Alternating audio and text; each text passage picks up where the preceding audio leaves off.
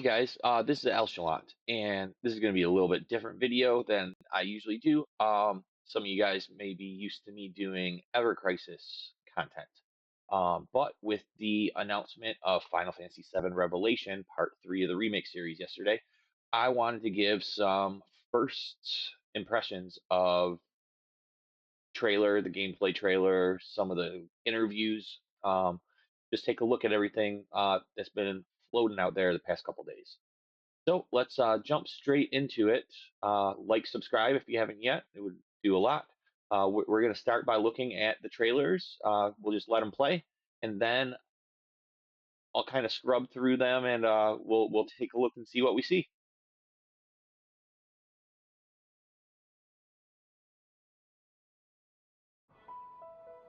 Long ago, a shadow fell upon our planet. Guided by calamity, one man sought dominion through reunion. By his will, a star fell. A meteor called forth to bring ruin to all. But our planet answered, awakening mighty weapons to stand against this celestial threat. Now, hope endures in those who fight. Long story short, the world's in trouble. It has been for a while. So what are we waiting for? Let's give Sephiroth the beating of a lifetime.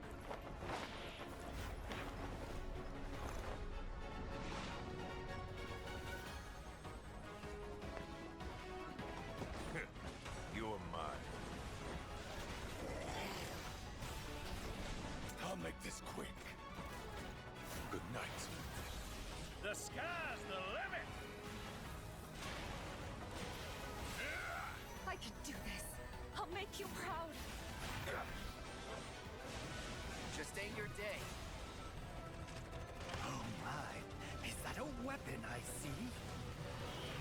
Far as I can tell, these things don't distinguish between friend and foe. Save the planet by killing her protectors.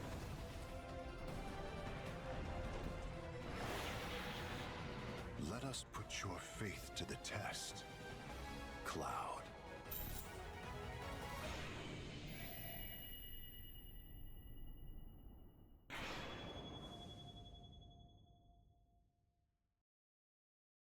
Never would have made it this far without you guys. And I won't let you down. I promise. At last, the promise is fulfilled. The journey ends here.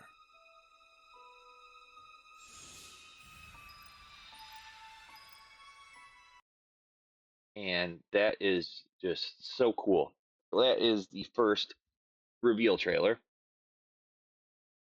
2.5 minutes or so before they went into like a very much longer, like 7-minute gameplay reveal and additional cutscene with Sapphire Weapon at the end of Summer's Games Fest, which we'll look at in a second.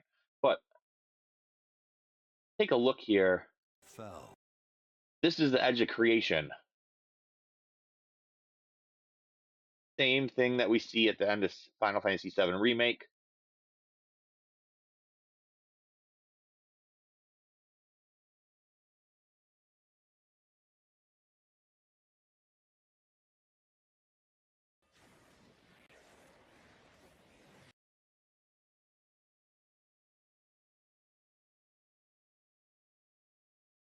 That which lies ahead does not yet exist.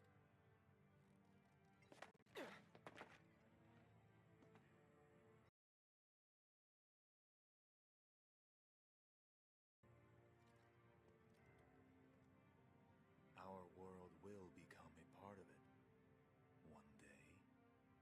But You can see that's the same thing. That's the edge of creation. Just like in the beginning of the trailer here. That's showing this like out in outer space. We still don't know exactly what this is. Very, very interesting. And it goes on to show Upon our planet. Guided Reunion. by gravity, one man sought dominion through. You can see all the robes. Put it back in full screen. All the robes reaching up towards Sephiroth. He's holding Cloud. Reunion.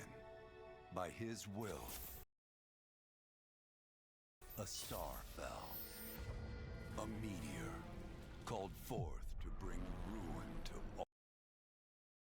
That scene right here is chilling. That's classic Final Fantasy VII imagery. Go forward and see what's next. Have the weapons coming out. Diamond weapon. And that's all that we see, a diamond weapon. They're keeping him pretty much under wraps. And we don't seem to see emerald weapon either. Seemingly. Maybe.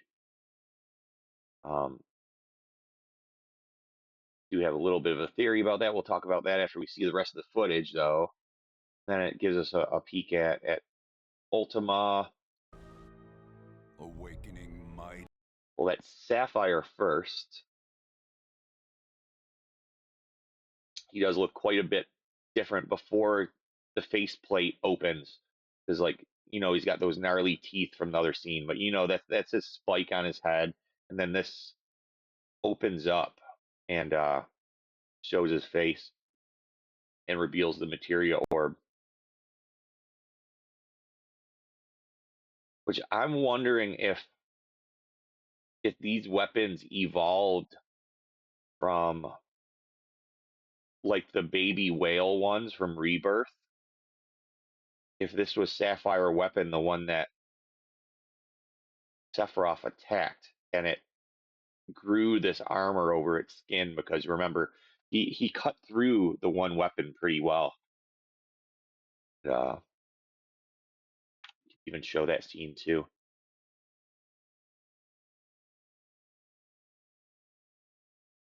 Weapon.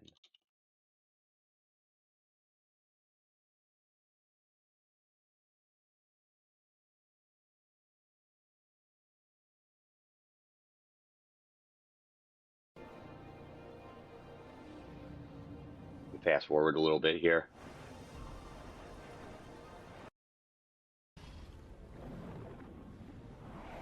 This one is tinted blue. It has a green materia, but it's tinted blue.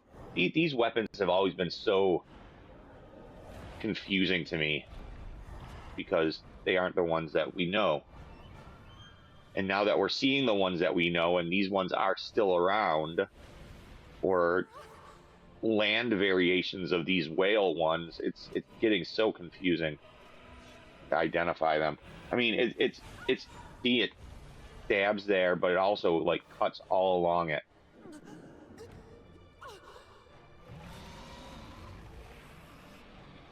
I'm wondering if this is Sapphire weapon and it evolved to get that armor over itself. See, it cuts right here.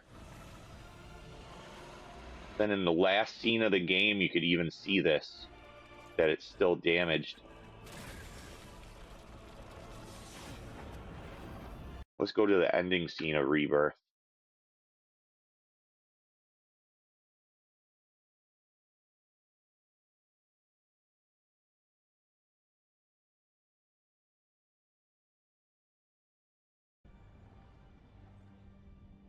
And apologies, I keep on looking over to the side at my OBS screen to make sure that my microphone doesn't get muted. I had an issue with that earlier when I was switching over videos. This is after the Glen scene. They show the weapons, and they look like it's when they evolve, when the materia starts glowing.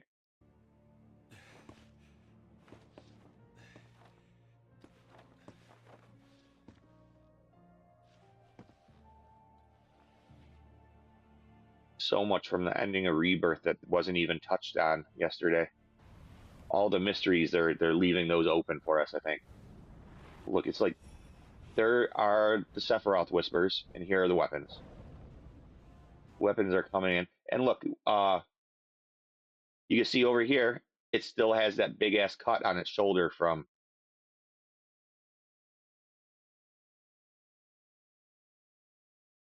Sephiroth.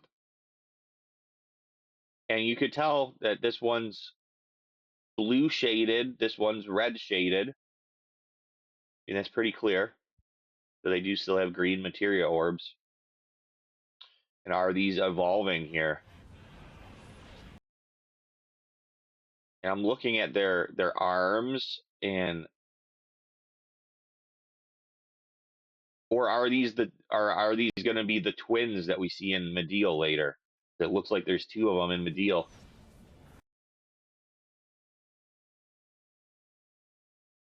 See, those arms could grow, but then they have legs too, and these ones don't seem to have legs yet.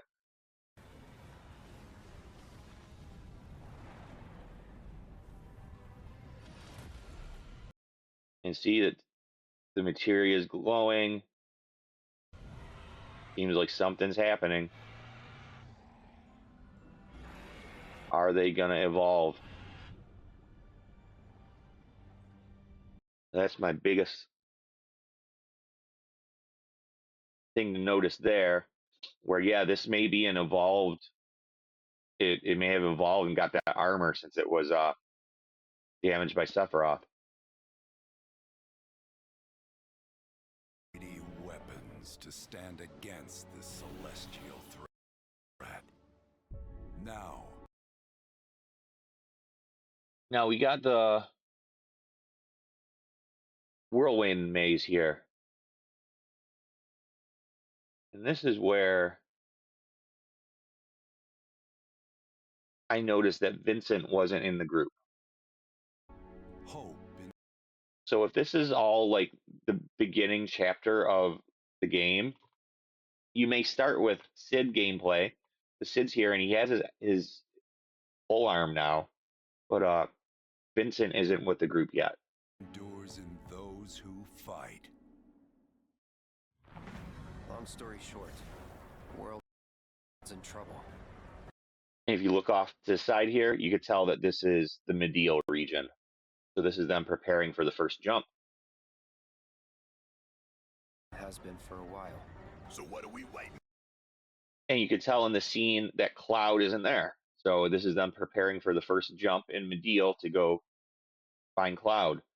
But you see Cloud jump at the end of the scene. It's just a tricksy cut for the trailer to show Cloud jumping. And it is a different area. It looks like the grasslands where he's jumping into. Let's give Sephiroth the beating of a lifetime.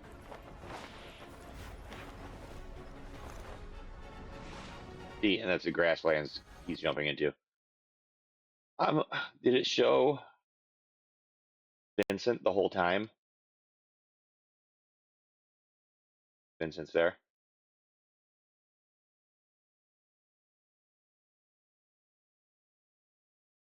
Yep, Vincent's there the whole time.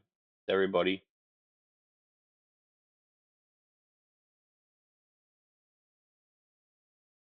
Has been for a while. So what are we waiting for? Let's give Sephiroth the beating of a lifetime. So Vincent is in the group by the time we get to Medial.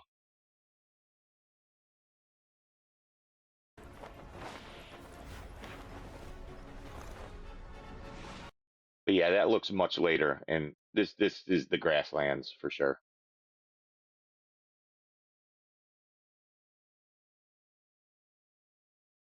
Trying to see if we could tell anything. It doesn't look like there's much on those islands out there. Like they're not no land to explore really. Huh.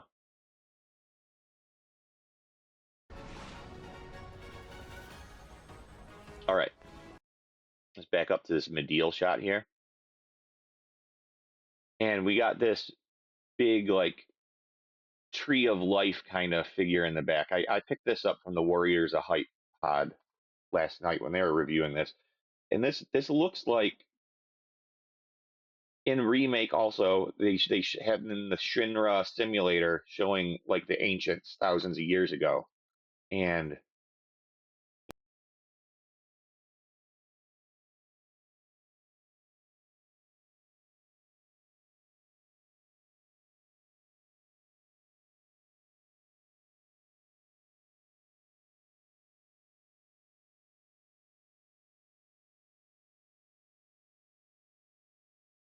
going over here. I'm turning that microphone cut off on mute again on me.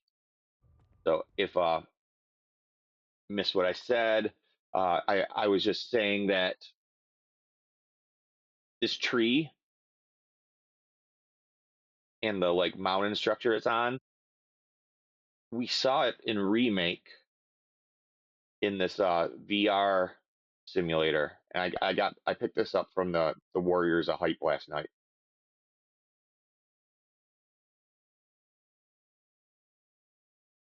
How you can see the similarity here.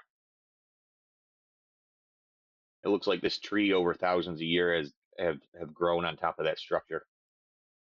So are they saying that the ancients lived in Medeal? 1,000 years ago.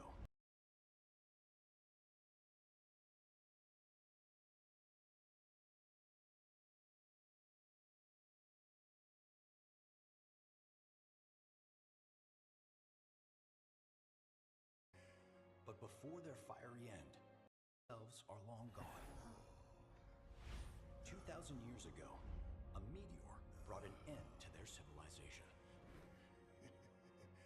Well, it also shows that a meteor wiped that out. Was that supposed to be the city of the ancients? But it is strikingly familiar to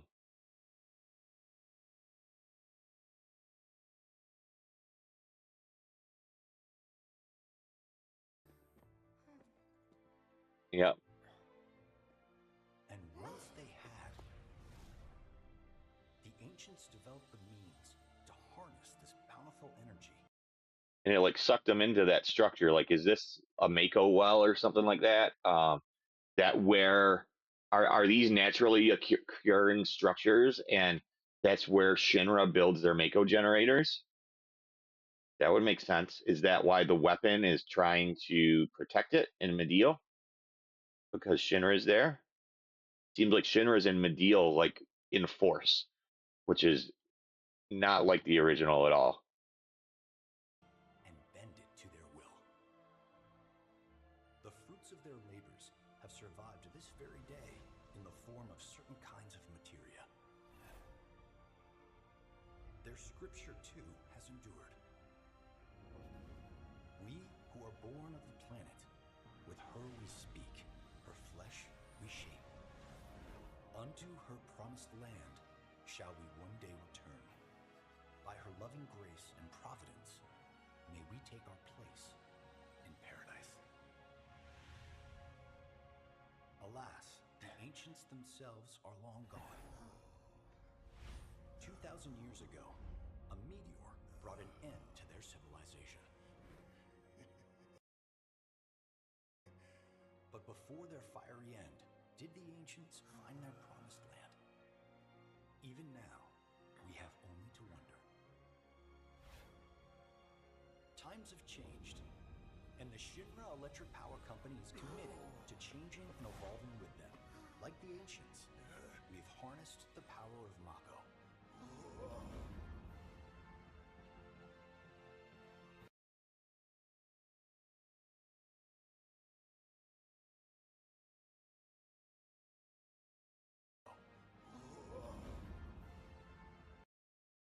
Just makes me wonder if if these were naturally occurring Mako wells that they go and build these generators at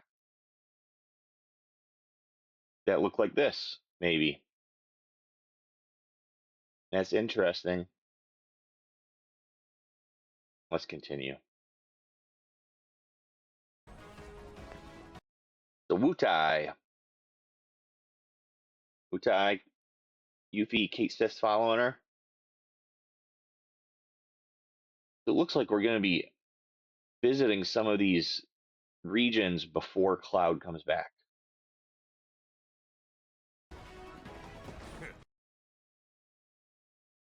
But Cloud is here, but it is just a battle sequence, you know.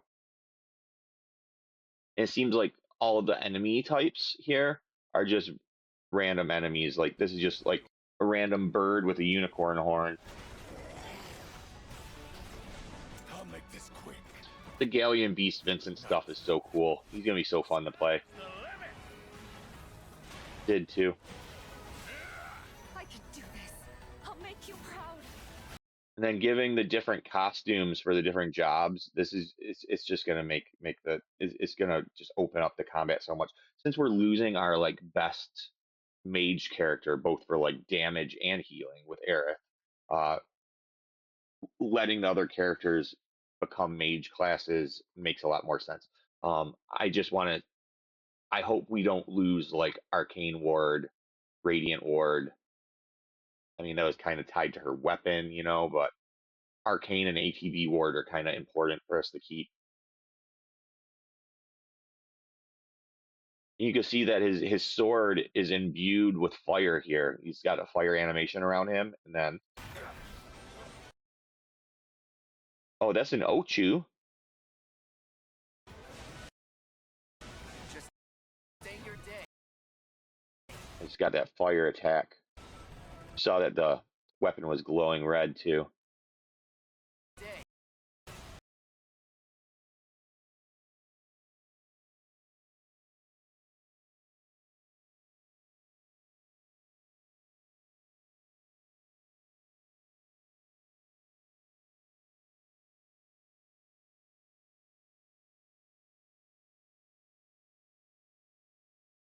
Difficult to grab it. You proud. Just stay your. There we go.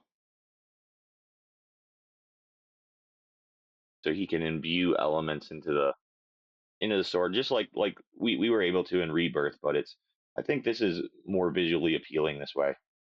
I don't think it was that visual in Rebirth. Day. All right, this is Shinra helping repel the weapon or weapons in Medial. Oh my. So is this one of the ones from Rebirth all grown up? Did those fins grow into to arms? Did it grow legs? It looks more like those whale ones than any of our traditional weapons. So are these just like generic weapon models because they need more of them to have one in every region? Maybe it's green. It can't be emerald weapon, right? I don't know. Maybe we'll talk about that when we see it again in the next trailer. But I mean, emerald weapon had two materias on each of its wings. We see one on each here. I think there are other ones on the back of its like elbows. And it looks quite different when it is on all fours. A lot more like emerald weapon. So I'm not sure. But there are two of these, it seems, too. We're at 124 on the timer. At 129, another one jumps right in front of it, it seems. Is that a weapon I see? Far as We got this one in the distance.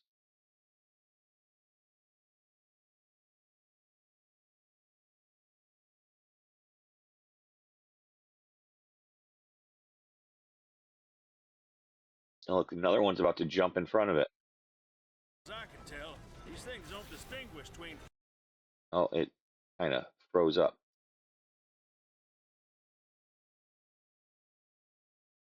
Try that again.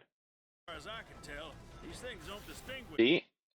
And that wasn't like that's the same scene. That if you look at the rocks here on the left, look at the left. It doesn't change perspective.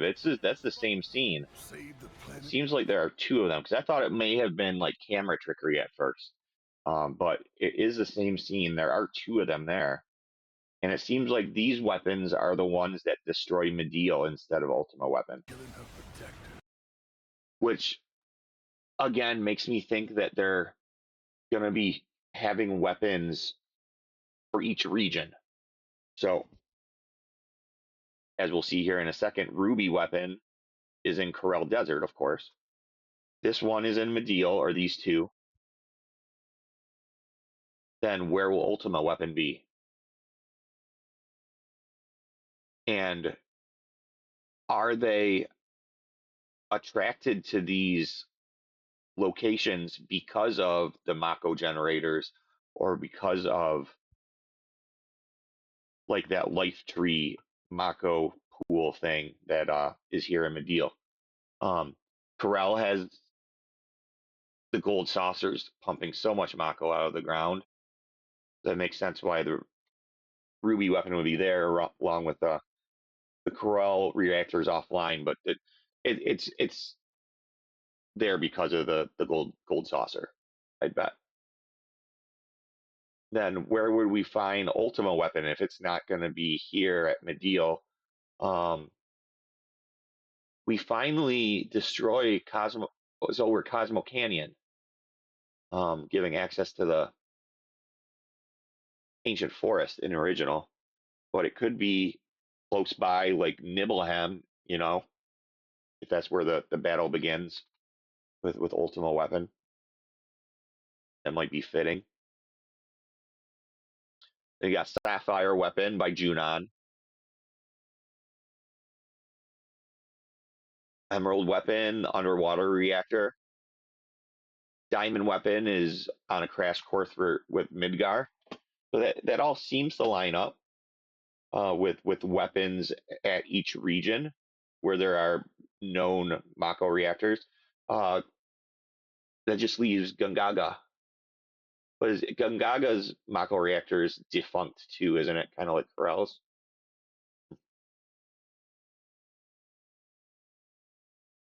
I think Gungaga is one of the places that Ultima weapon is at too in the original.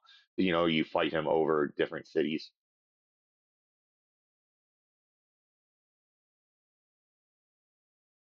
Yeah, this is when looks like it'll be when Tifa and Cloud go to the live stream together.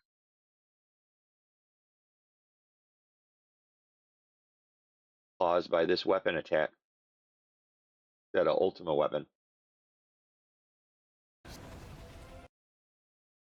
This Ruby weapon is just chilling. I love it. What's this Mako stuff? Live stream energy over here. We can see got cannons set up to help fight it. These are going to be giant set piece battles.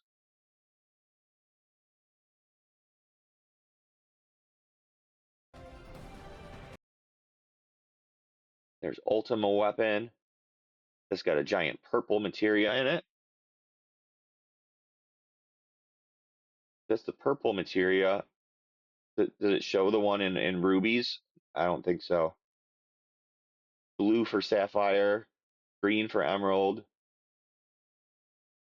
Diamond weapon going to have a yellow materia. But then that means, do those twin weapons have to be emerald? Is emerald two weapons now? It's weird to think about, Are they going to further, if those are the whales, are they going to further evolve and combine?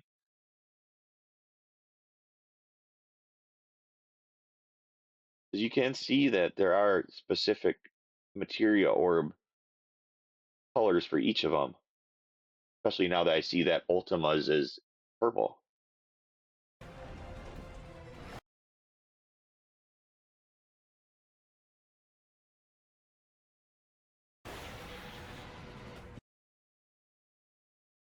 Toward the high wind. And there's one thing left in this trailer I kind of wanted to check here at the end. Let us put your faith to the test, Cloud. Oh, skipped around a little bit. I missed it.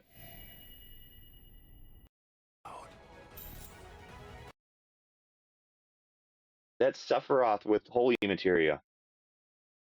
That's fucking spooky. But is this real? It looks like it's a hazy,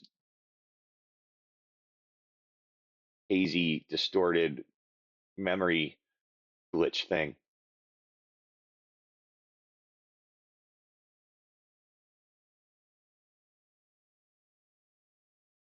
That's about it for the. And yeah, this here, it looks like they're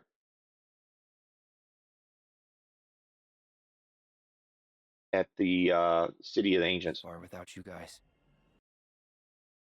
and the Black and White Whispers are still here. It looks like the White Whispers are in stronger force here, though. And I won't let you down. Many more White Whispers in the City of the Ancients now.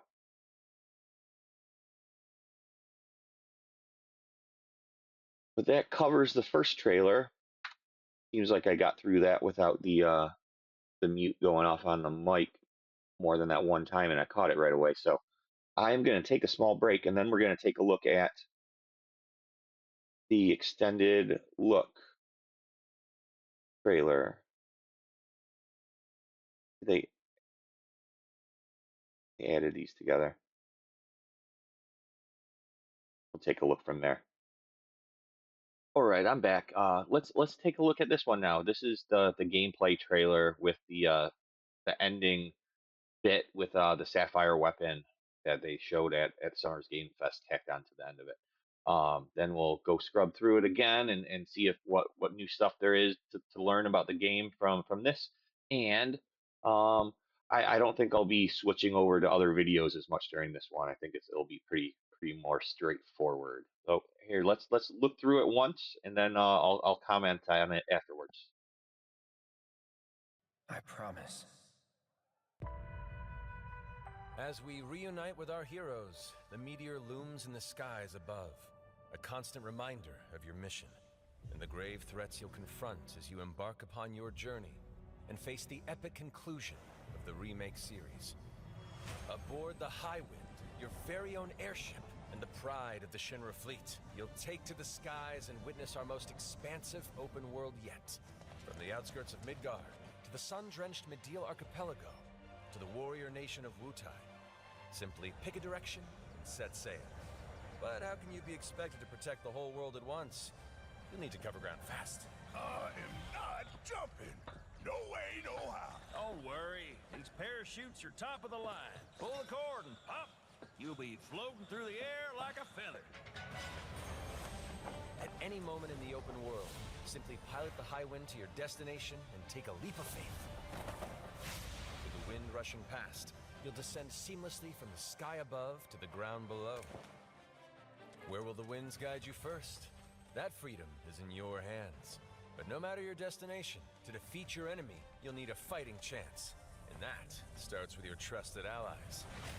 At long last, with the world teetering on a blade's edge, everyone assembles at Cloud's side, forming an epic ensemble of heroes, each with their own story that brings you closer together than ever. But a good unit needs more than friendship to save the day. It needs a disciplined combat regimen. The hybrid battle system, established in Remake and refined in Rebirth, is perfected in Revelation, putting even more power in your hands. In fluid, real-time action, seamlessly switch between party members to even the odds. Then, when the fight calls for strategy, enter tactical mode to unleash a suite of powerful new spells and abilities. Activate devastating synergies with your companions. And of course, call on mighty summoned entities that can turn the tide of battle.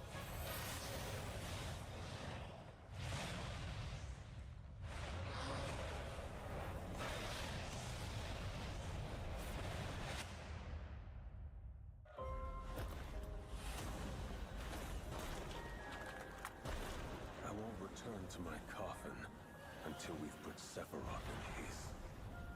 Vincent is a deft gunslinger, capable of delivering precise, high-yield shots. But there's more to this secretive former Turk than meets the eye. The result of experimentation at the hands of Shinra.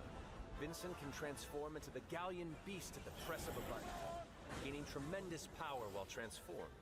And when combined with the skills of a certain ace pilot, their high-impact synergies disrupt the fight with ferocious results. The Leaping Lancer, the Dashing Dragoon, the one and only Sid Highwind. Sid Highwind, the cantankerous pilot extraordinaire, joins the party and their mission to defeat Sephiroth. Sid's command of his lance allows him to rapidly close the distance for powerful strikes, or engage in sweeping area of effect attacks to bring a whole host of enemies to heel. But to fully control the battlefield, skill with a weapon only gets you so far. To further augment your combat capabilities, try this on for size. Function Integrated Tactical Suitwear, or the FITS system for short, allows you to further customize your playstyle with new uniforms imbued with unique movesets. Alongside your equipment and materia, FITS gives you an extra edge in battle. And to face what's coming, you'll need all the strength you can muster. Say you're dead. Sensing its fate hanging in the balance, the planet itself has unleashed its last line of defense. The weapons. Ancient beasts that are larger than life and capable of untold destruction. Will you be enough to stop them before it's too late? As the world is torn apart, you and your friends must unite. In Revelation, we come to the thrilling conclusion of the Final Fantasy VII saga, and your mission is clear. Take up your Buster Sword, equip your materia, and stand together. One last time. These skies belong to me! Hope you're ready!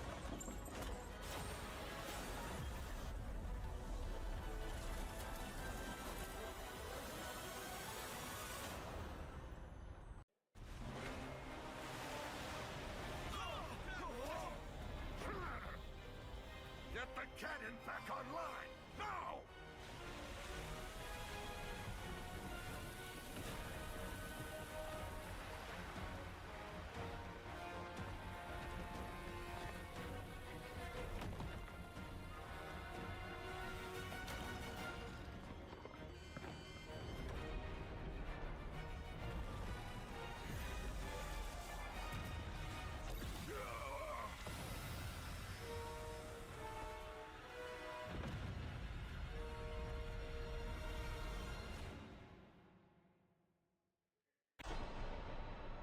At last, the promise.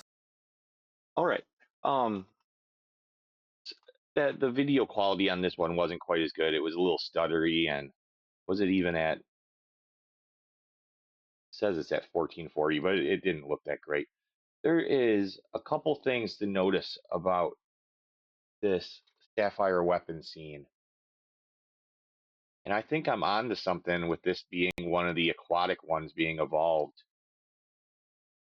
You look at its materia orb here. Well, it's blue now, but that yellow mark,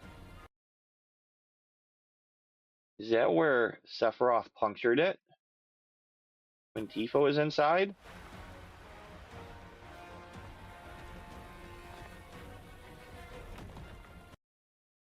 There's been kind of a theory going around that the reason Sapphire weapon attacks Junon is to free Tifa because of the bond that it has with her. You know, it was just very incidental in the original, you know. I mean, there's no other way for her to escape, you know what I mean? But giving this some reason, if this is the weapon that she bonded with, may that, I don't know, man. Why is there just a little yellow mark there? And if it evolved to protect itself, you know what I mean? Plus the wild thing here is that it dodges the cannon blast, which it doesn't do in the original.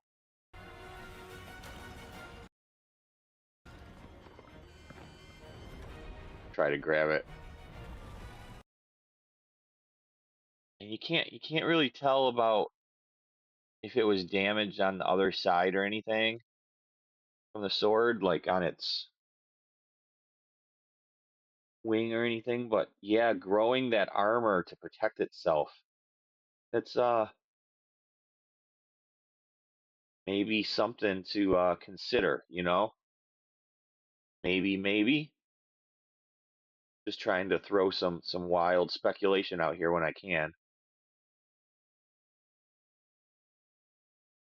Let's look at cannon shot.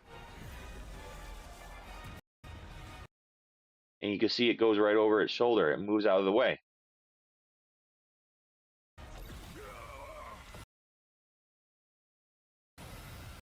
And then it clips where Tifa's being held. You can see right here. And a big ass explosion.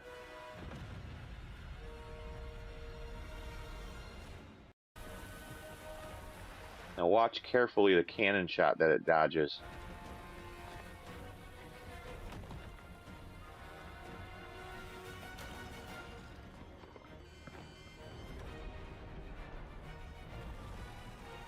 And it just moves out of the way.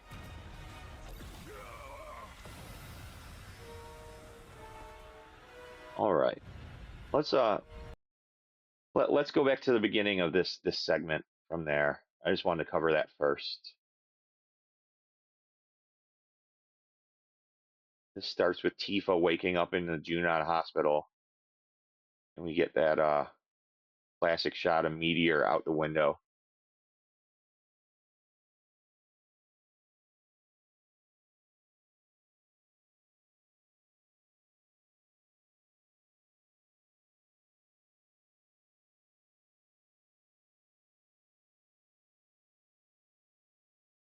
See the people of Under Junon.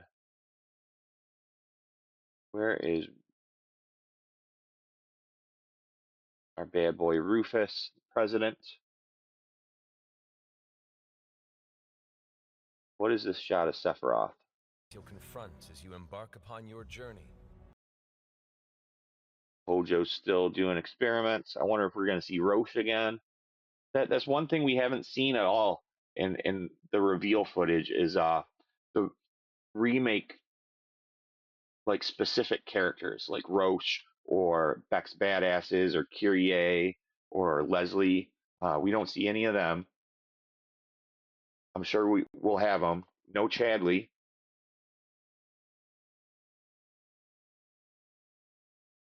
And face the epic conclusion. Must be when he hands over the black materia. Tell this is the Whirlwind Maze. The remake series. Aboard the highway. And it looks like Sid and Vincent are going to steal the Highwind together. They are probably the most resourceful for that, Vincent being a former Turk. It's an older code, but it still checks out. And using his Shinra knowledge to help abscond with the Highwind. And one of the big things that people have thought is that the 7th Infantry might help and be the crew. Oh, I got a cat jumping down. Hey, buddy. Did you wake up early? Am I being too loud? Why don't you say hi to the camera, and then we'll let you get out for the night. Hey, buddy. This is Iggy. He's a good boy.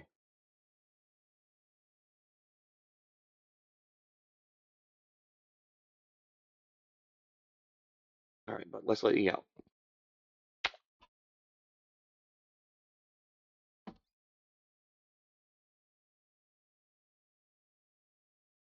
Apologies for that. I think it shows them creeping up on the Highwind in a second too. Again. Your very own airship and the pride of the Shinra fleet. You'll take to the skies and witness our most expansive open world yet. From the outskirts of... This is right under the broken freeway. So they're adding more to the grasslands and Palm and Midgar region. We kind of got part of the highway in Rebirth, but we were blocked off. There were Shinra troops that stopped us from going further back into the Midgar area. Midgar, to the sun. And they're calling that out as a region. Let's listen to Matt say it again. Witness our most expansive open world yet. From the outskirts of Midgar. The outskirts of Midgar are called out as a region. To the sun-drenched Medial Archipelago. To to the warrior nation of Wutai. And then Mediel and Wutai are called out as regions. And what other regions do we have? We have the Glacier region, and we have Rocket Town region. So that would be 5 new regions for the game. And whatever's underwater, that'd be 6 new regions probably if underwater is included.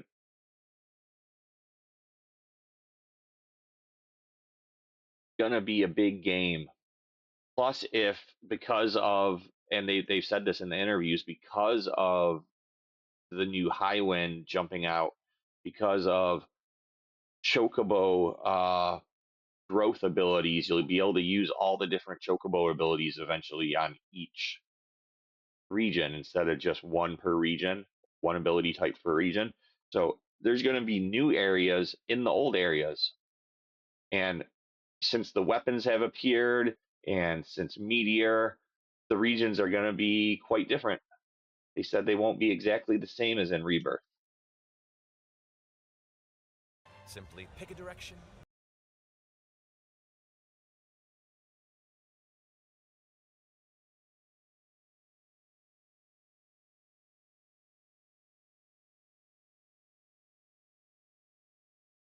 That Cosmo Canyon in Nibelheim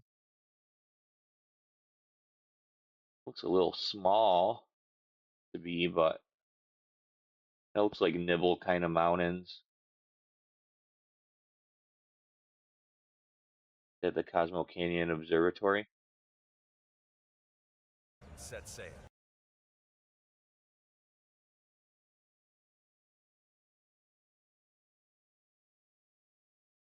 Hard to say. But how can you be expected to protect the whole world at once? You'll need to cover ground fast. I am not jumping. No way, no how. Don't worry. These parachutes are top of the line. Pull the cord and pop. You'll be floating through the air like a feather. At any moment in the open world, simply pilot the Highwind to your destination and take a leap of faith. With the wind rushing past, you'll descend seamlessly.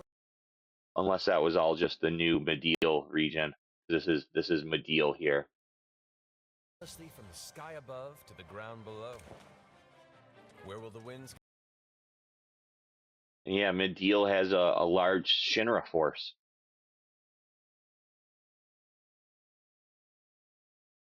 Very strange tribal looking town. It looks like they have a protective wall up to protect the whatever this artifact is. It like I said, it looks like one of those Mako concentrated areas, like in the Shinra VR mission or the Shinra VR simulator presentation. And I bet that these are the locations that Shinra wants to build Mako generators, and that's probably why they're here.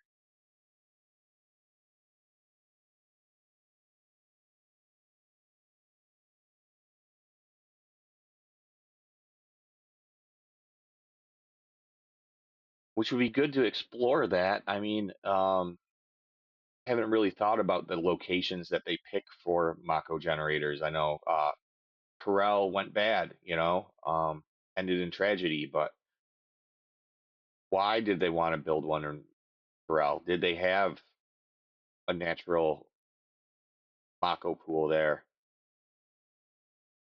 If they pull this out, will this just be a big pool of Mako like we see in Corel or like we see in Gungaga? You know, the one in Nibelheim's quite different. There's not like a giant pool.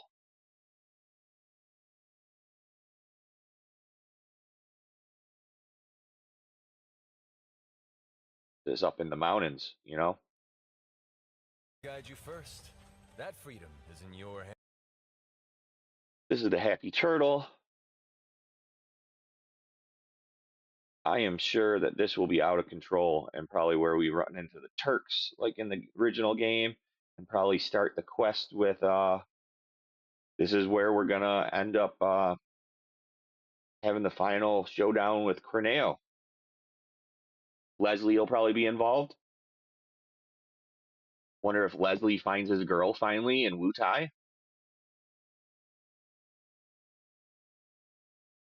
And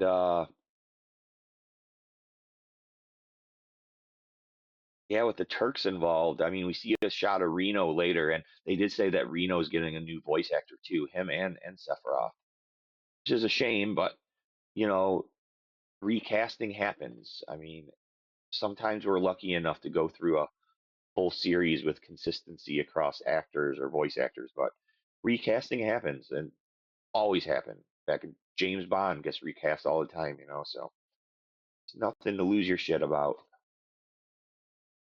But the other thing is, are we gonna go through the materia stealing ordeal with Yuffie?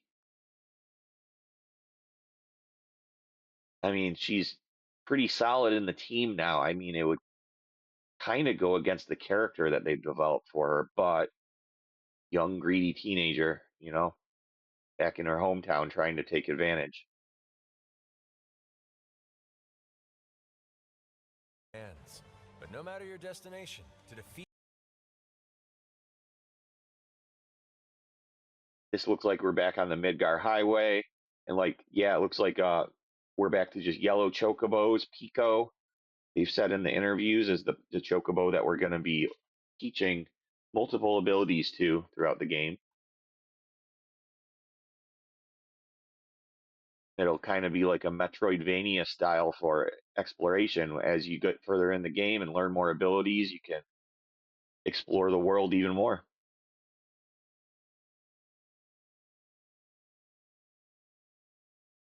What is this up here? It looks like a landing pad of some sort. your enemy, you'll need a fighting chance. And that. There's Reno. Looks like everybody's here. Yep, Vincent's there too. Wanted to confirm. So this looked like Central Shaft. Looks similar to stuff from Remake when we were down in the train system. This may be our final encounter with the Turks. Or the Midgar raid. This may be like the furthest into the game that they've shown us. This little clip right here. Starts with your trusted allies. Then we get into the gameplay. Just a second. The world teetering on a blade's Whirlwind Maze. Wonder if they're going to have the same thing where it shows one of the weapons blinking in the background when we're down there.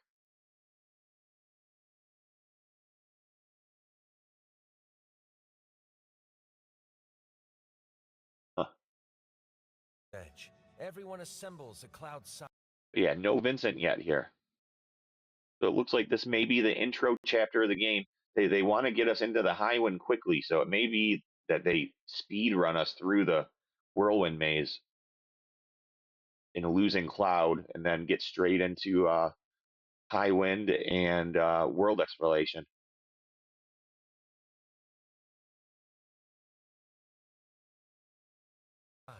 Forming an epic ensemble of heroes.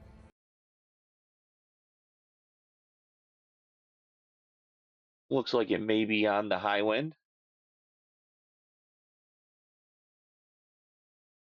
I love these characters so much. Each with their own story that brings you closer. Cannot tell the location here, really. Together than ever. Yep, this is them stealing the Highwind. But a good unit. This part with all the crystals in the back, materia crystals and such, caves. I'd say this may be the glacier area coming up to the Whirlwind Maze. Because we'll also see a Genova boss fight here in a second. needs more than friendship to save the... Yeah, this looks quite like it's probably in the glacier region with the caves before the whirlwind maze. day. It needs a disciplined combat regimen. You got Wu Tai with the sunset, looks very nice. The hybrid... Got two shurikens. They broke apart or something. She's doing a... Is that a limit break? I mean, she has 0 limit bar. established in Remake. And refined in Rebirth. That just looked like an ability, but it didn't take. It is probably just an animation for the trailer. So this is those same Mako caves, but it's during a boss fight with Genova. You look at the HP values are very low, like it's early in the game versus we saw like 5,000 HP on other battle segments. Putting even more power in your... That's a Genova tentacle. Cloud, Tifa, and Sid in the party. In fluid, real-time action. The Midgar area looks like much later in the game, based on the HP, maybe. Seamlessly switch between party members to even the odds. Then, when the fight calls for strategy, enter... Then the Medial region.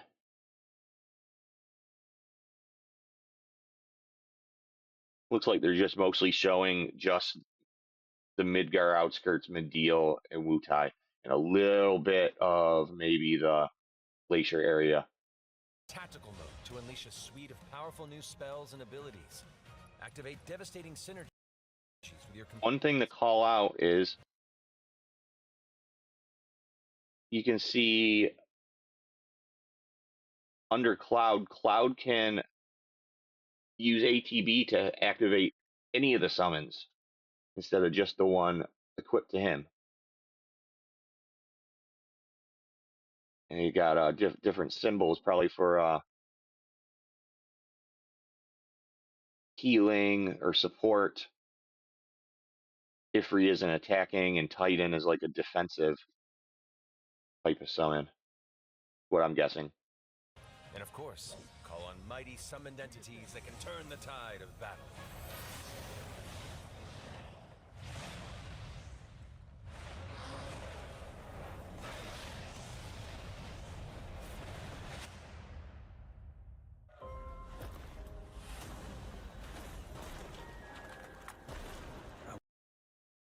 So this may be when Vincent joins the fight. This is also in those, what it looks like, the Materia caves. So is he gonna join the party towards the end of the first chapter during this Genova battle? My coffin until we've put Sephiroth in. What kind of creature was that we just fought?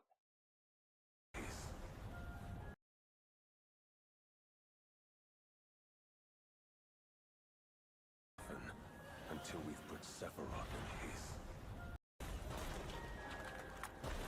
I won't return to my coffin until we've put Sephiroth in peace.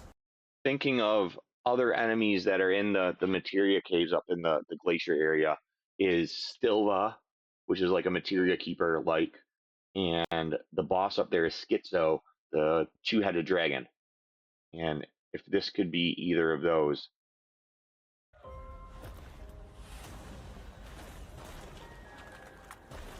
I won't return to my coffin until... Maybe. we've put Sephiroth in peace.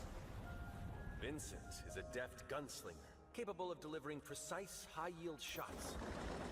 But there's more to this secretive former...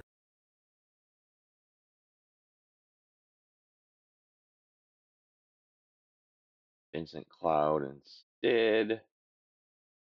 Turk than meets the eye. The result of experimentation at the hands of Shin. And this is the Wutai region. See the Chow statue in the background? Vincent Some of his abilities look awesome. the press of a button, gaining tremendous power while transformed. And when combined with the I wonder what this is here, this little red mark on the HP bar.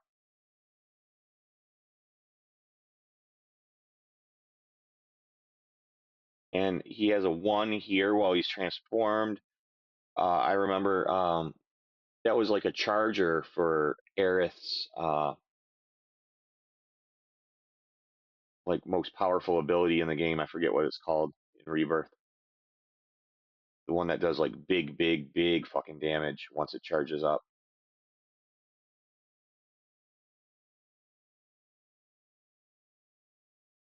skills of a certain ace pilot, their high-impact synergies disrupt the fight with ferocious results. The Leaping Lancer, Yeah, this part of the video, the battle part, is where I was starting to think, oh, the quality of this isn't quite as good, and I should have went just to the original. I just picked this one though because it did have the Sapphire ending. It's not on the actual gameplay trailer. Dashing Dragoon, the one and only Sid Highwind. Sid Highwind, the cantankerous pilot extraordinaire, joins the party and their mission to defeat Sephiroth. Sid's command of his lance allows him to rapidly close the distance for powerful strikes, or engage in sweeping area of effect attacks to bring a whole host of enemies to heel. But to fully control the battlefield. So we got our costumes, and it looks like this is probably like a tank costume for Barrett, probably like a paladin or something similar. Skill with a weapon only gets you. And then a summoner costume for Kate Sith. You could tell with the horn. That's basic summoner get up for Final Fantasy, which makes sense for him. Probably enhances his summoning skills. He does have the abilities to do summon abilities without even like calling them out. Like his one of his weapon abilities allows him to use summons randomly in Rebirth. So far, to further augment your combat capabilities, try this.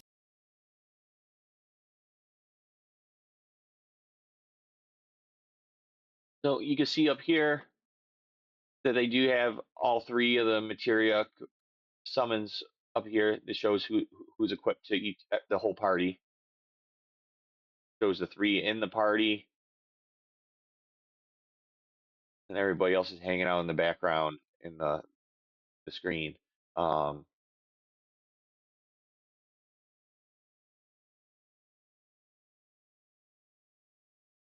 In Rebirth, the background was like the Temple of the Ancients. This looks like maybe Medial, maybe the City of the Ancients. Maybe it'll change based on where you are. We're at level 74 here.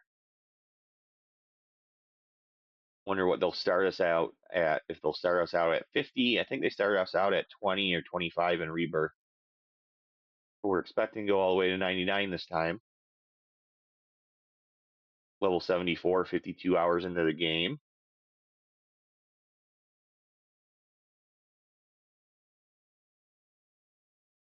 He's got 5 materia slots on his Buster Sword and 3 on his armor at this point.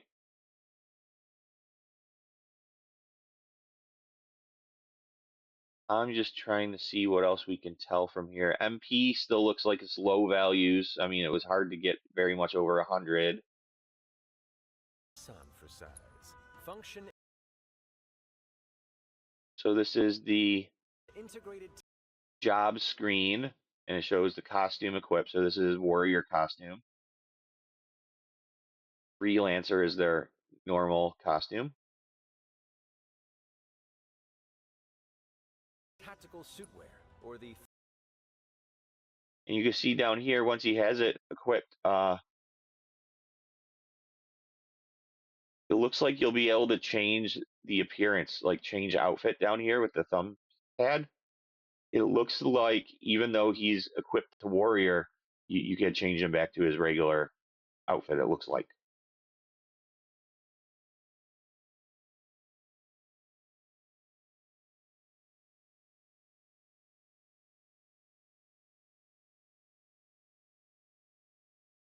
Fit system for short allows Then over on Tifa, you can see that she has Black Mage available,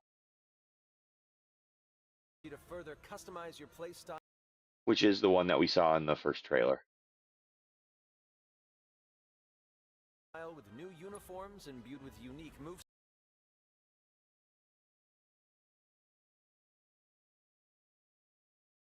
Dive kick's going to be probably her first one on leather gloves, probably be the first weapon. Then it was focus thrust on the Buster Sword. So starting out with the basics, you'd think that she'd have focus strike as first, though. Sets along You can see the job icon next to them once they have their jobs equipped. inside your equipment and materia. Fits gives you an extra edge in battle. And to face what's coming, you'll need all the strength you can. Now this stuff here on Cloud's Warrior, I don't know what none of that shit means. That looks like a buff, but this 1, 2, 3, I am not sure. Muster. It doesn't change as he does that attack. In the balance. So we're looking at the weapons again now in Medeal. The planet itself has unleashed its last line of defense. The weapons, ancient beasts that are larger than life and capable. And you can see it does have on the backside of his arm another materia orb. So if we were thinking this could be a a substitute or a evolution of Emerald Weapon, it does have 2 materia on each arm, like Emerald had 2 on each wing. Of untold destruction. And if you see when it's on all fours, the shape looks much more like Emerald Weapon.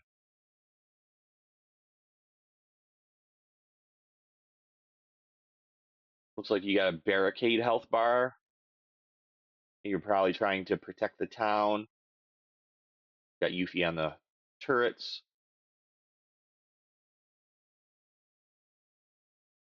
Will you be enough?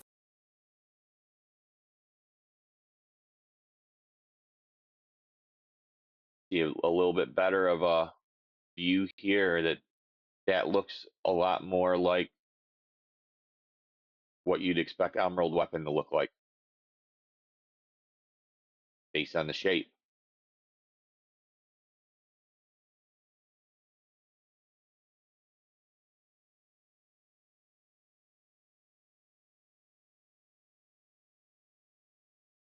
But it seemed like there were 2 of them. So maybe not. To stop them before. Maybe we destroy one of them and one of them lives and goes and evolves further for later in the game, since this is probably going to be one of the first weapon battles. You know, it would be kind of disappointing to take down Emerald Weapon first. It's too late. As the world is torn apart, you and your friend Go back just a little bit. be enough to stop them before it's too late. It's the best shot I think of it. It does have the wings, has the bulky legs when it's on all fours like this. It could be. I don't know how I feel about it. Could be an evolution of the whale types, you know, which some people are saying may have been Emerald back then, but was denied by the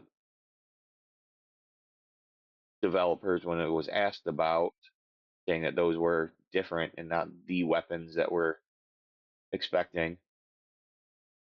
So maybe this is just something different that They need a weapon for every region, you know? As the world is torn apart, you and your friends must unite.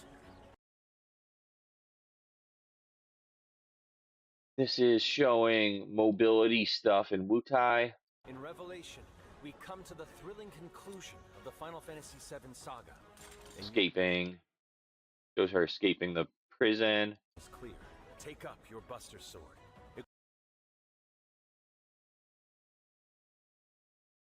This I cannot tell where it's at. It looks kind of like the sewers and trains of Midgar. Like where we saw Reno earlier in this previous shot with Cloud.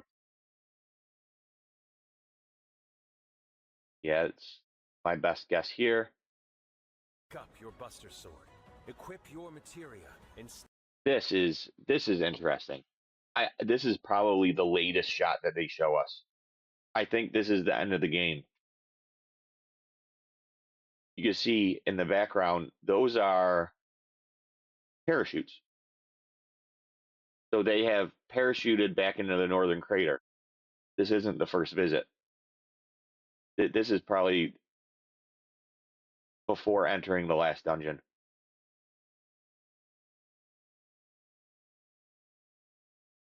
stand together. And we got the Genova death fight, I'll call it. Genova without a head.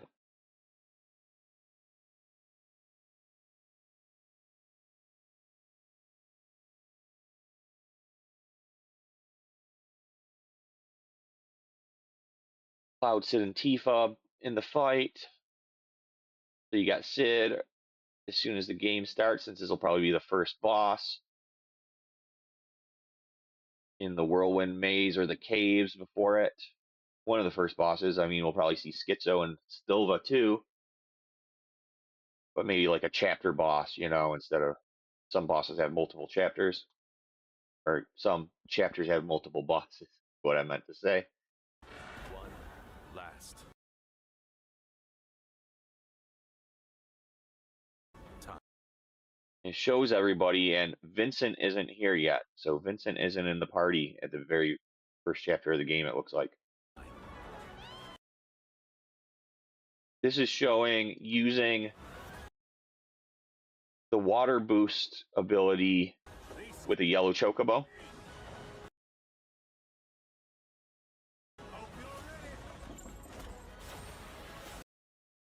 This is showing the high wind blasting Ultima weapons barrier. I paused at a bad time, but that is Ultima weapon under that barrier.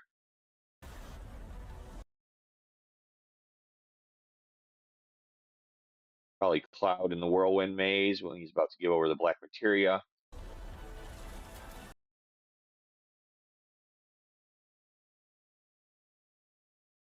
And it looks like, yeah, this looks like when Vincent's going to join at the end of that for the Great Glacier Whirlwind Maze chapter. You see the Black Whispers going around. Everything's going to shit. Cloud's probably already gone, giving the black materia over. Then Vincent joins.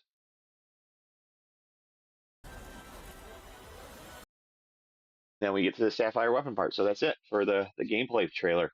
That is a lot. What haven't they shown us yet? No Knights of the Round. I think in an interview, Hamaguchi has even said that they're still working on implementation of Knights of the Round. No Golden Chocobo.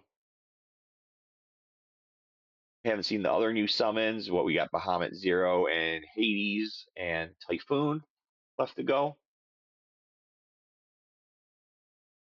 No Rocket Town yet.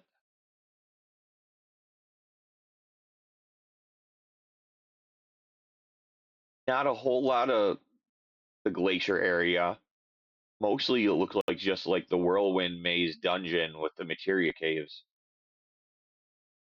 but not the actual area. I wonder if it's not going to be an actual region. It'll just be a first chapter dungeon, like an intro dungeon, like the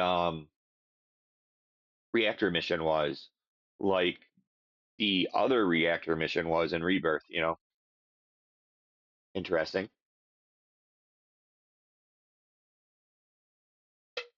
Because it seems like they want to get us to the open world quickly. So we may be speed running that first trip to the northern crater.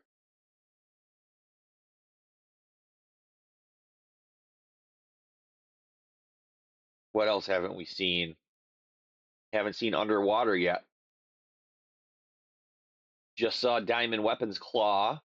That's a weird one to hold back on. Haven't seen any Zack. Haven't seen Aerith.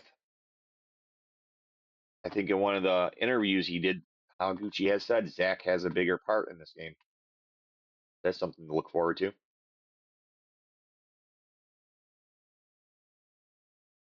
Nothing for ultimate weapons yet. We got to get our missing scores and our ultimate weapon and all of that, our limit break 4s. And there's still a lot to look forward to even after showing us this much. And we're going to get started with looking at some interviews. We're going to look at 2 video interviews first, and then there's a couple text interviews and Twitter length interview bullet points that I want to look over before I let you guys go tonight. We're going to start with Max's, and we'll just let it play, and after each question, if I have any comments, we'll stop and talk about it. Hamaguchi-san, thank you so much for being here. I appreciate it. And just quick introduction. Thank you so much for being in and helping out and being a part of this and making the announcement a reality. So, you guys are going to have a very busy Summer Games Fest, I imagine. I don't want to take too much of your time. I think for a lot of us, the fact that you ended up showing as much as you did, I think I was expecting like a minute teaser. But what was the intention behind having so much at the start? Was there just what you guys were holding back? Was that it? そうですね、今回はその比較的ファイナルファンタジー7って一般的にユーザーがストーリーとかキャラクターのゲームっていう印象が強くて、むしろリバースも含めてリベレーションもですけど、やっぱりゲーム体験としても非常に深いゲーム内容になってるんで、そこを今回しっかり伝えたいっていうところで、ものすごく情報量を多く最初に出すっていうところは結構意識してやってます。Yeah, and obviously a couple of the biggest elements focusing on weapons and exploration seem to be a really big deal. How are you feeling on the exploration side of things? Because it's one side that was extremely fun in Rebirth, and Rebirth went kind of out of its way to make sure we see everything. Is that going to be changing a little bit in Final Fantasy VII Revelation? そうですね、リベレーションでもリバースのワールドマップを探索するっていう方向性は基本的には変わってはないです。Very cool. 今回ってウータイとか今ガムウータイとかロケット村だったりとか新しいエリアっていうのは当然出てきますけど、これまでの既存のエリアっていうのもやっぱり同じように出てきます。やっぱ同じロケーションが出てきた時に前回と同じリバースと同じ探索だとやっぱどうしてもユーザーがまたかっていう体験が同じだって思ってしまうと思うので、2つの、チャレンジというか2つの変化を入れてます。1つ目はメテオとかウェポンが出てきたことによって各地が地殻変動というかいろいろ変化があるので、同じような見た目のマップであってもやっぱ前作リバースとは違うようにしています。もう一個はワールドマップの探索の手触りというかゲーム体験っていうのが前作オープンワールドが多分結構広いけど、その広い中をあちこち行けますっていうのはリバース比較的多かったんですけど、今回は映像にもあったパラシュートで落下してきたり、チョコボもすごく成長することで結構空をもう自由に飛べるようになったりするんですね。そういう感じで横の広さだけで。I'm going to stop here. There's quite a lot to talk about already. Growing chocobos. This is he goes into this more later. Instead of breeding chocobos, we're going to be teaching Pico abilities.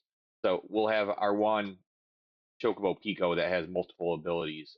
the chocobo growth over the course of the game. So he's talking about exploration and previous areas being impacted and the maps being different because of meteor, because of the weapons appearing. And then also a focus on the expansiveness of exploration this time, since we can parachute out of the high wind at any point. Sounds great. I think that there may have been a translation hiccup where he said previous areas will have changes, but he listed Wutai and Rocket Town, which are actually new areas. But I'll let that one slide.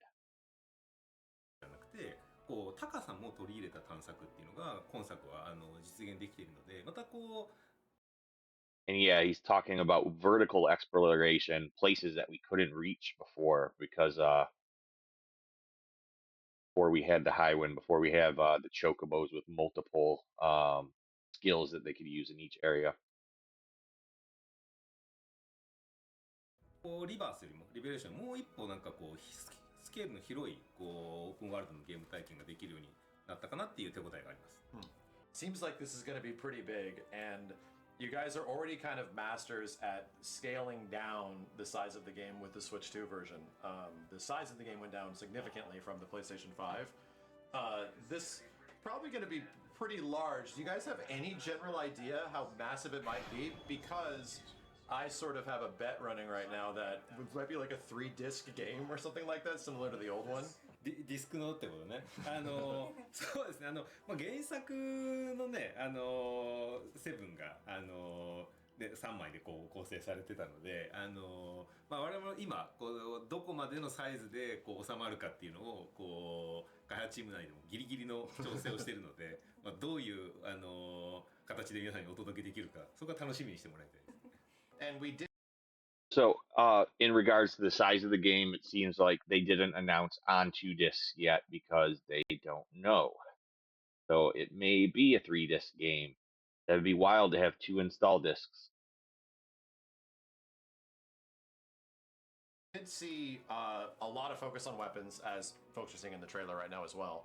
The weapon fights seem to have a lot of unique interactions outside of the cinematic stuff. It was always a joke. Are we just gonna hit them in the shins and the feet the whole time? And it seems like you guys have some pretty big plans for these big fights. Is that something that you're sort of anxious to show off in the future, or is there anything you can talk about how do we fight things that are the size of buildings?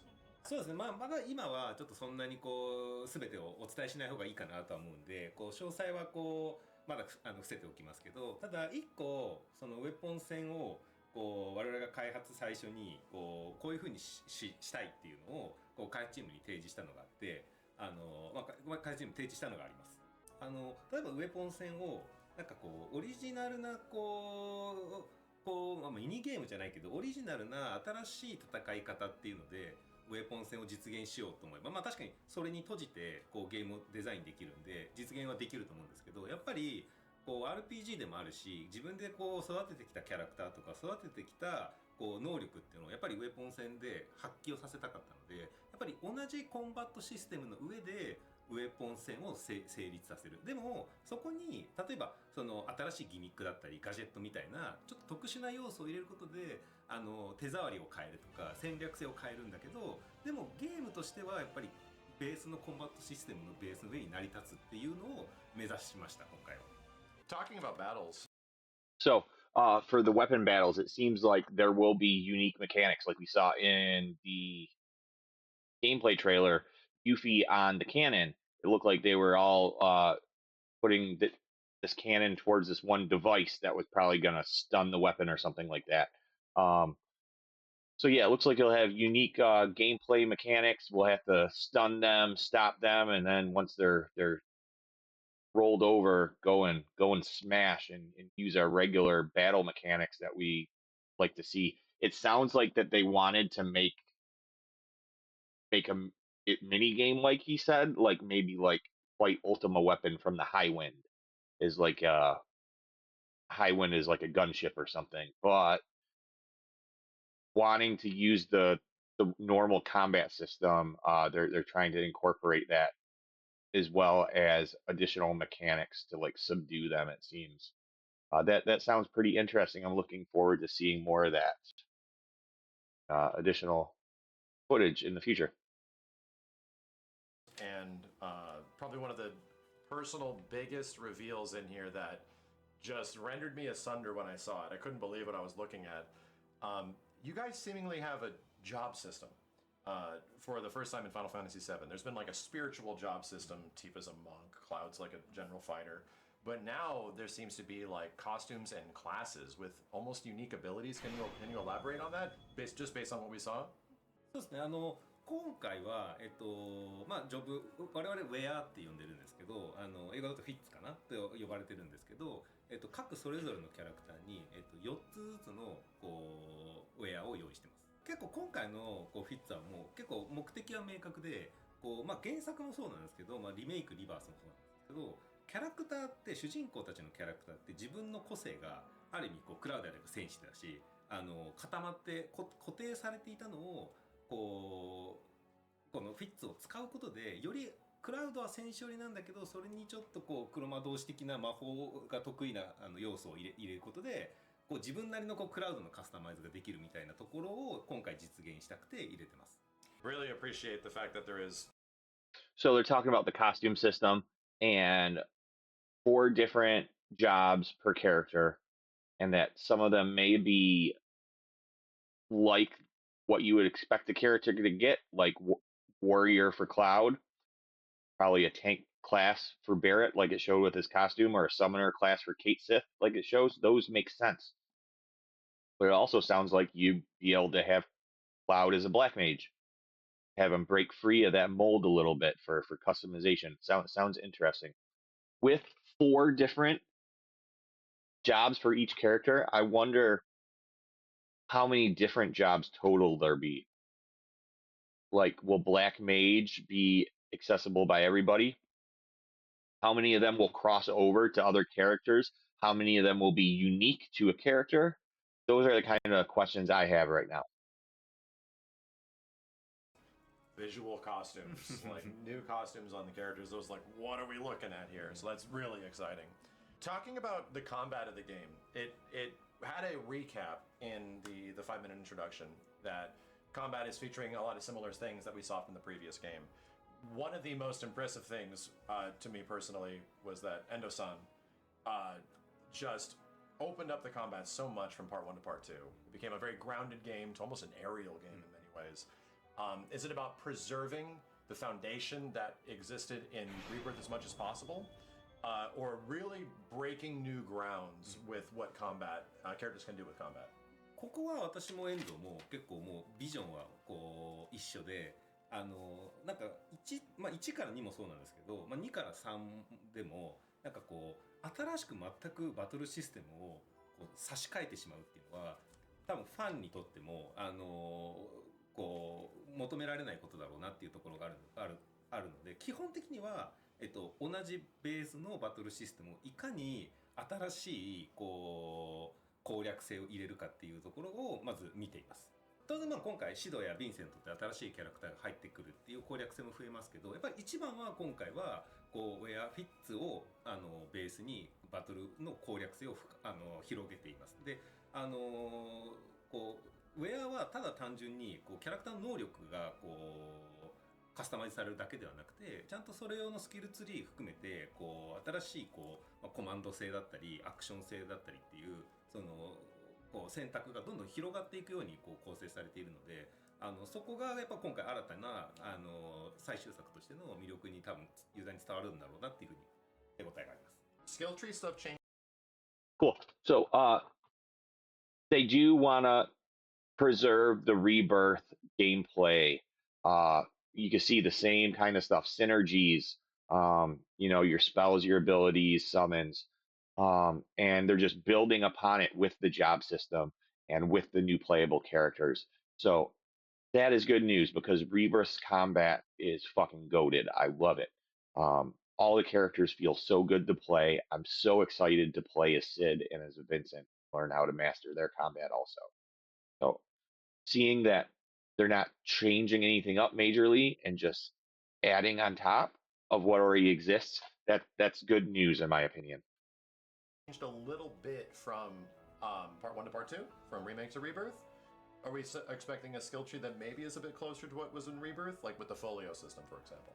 そうですね、比較的よくみんなが他のゲームとかでも慣れているスキルツリーのフォーマットは取ってますけど、今回やっぱりウェアフィッツに合わせたスキルツリーに変わっているので、そこはどのウェアを育てようかなみたいなところは結構ユーザーごとに差別化されるんだろうなとは思ってます。Similar but different within a new context. Very cool. Yeah. Thank you. So the skill tree is going to be in fits now. So 4 fits for each character, 4 different skill trees. So you may need to have a specific fit equipped to Cloud if you want to use a specific set of skills.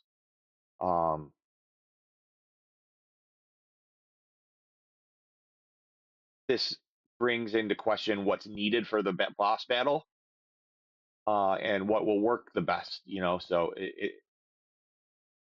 we'll have to see going forward, but this sounds good too. Thank you for humoring my extremely nerdy gameplay questions. Like, playing these games on a foundational level as someone that loves combat and like fighting games especially, I really just could not believe how Final Fantasy VII Rebirth expanded upon those elements, and there's just so many things that you don't even see people do that is so capable. So it's wonderful to see that that's just going to continue into part 3. I honestly can't wait to play these characters.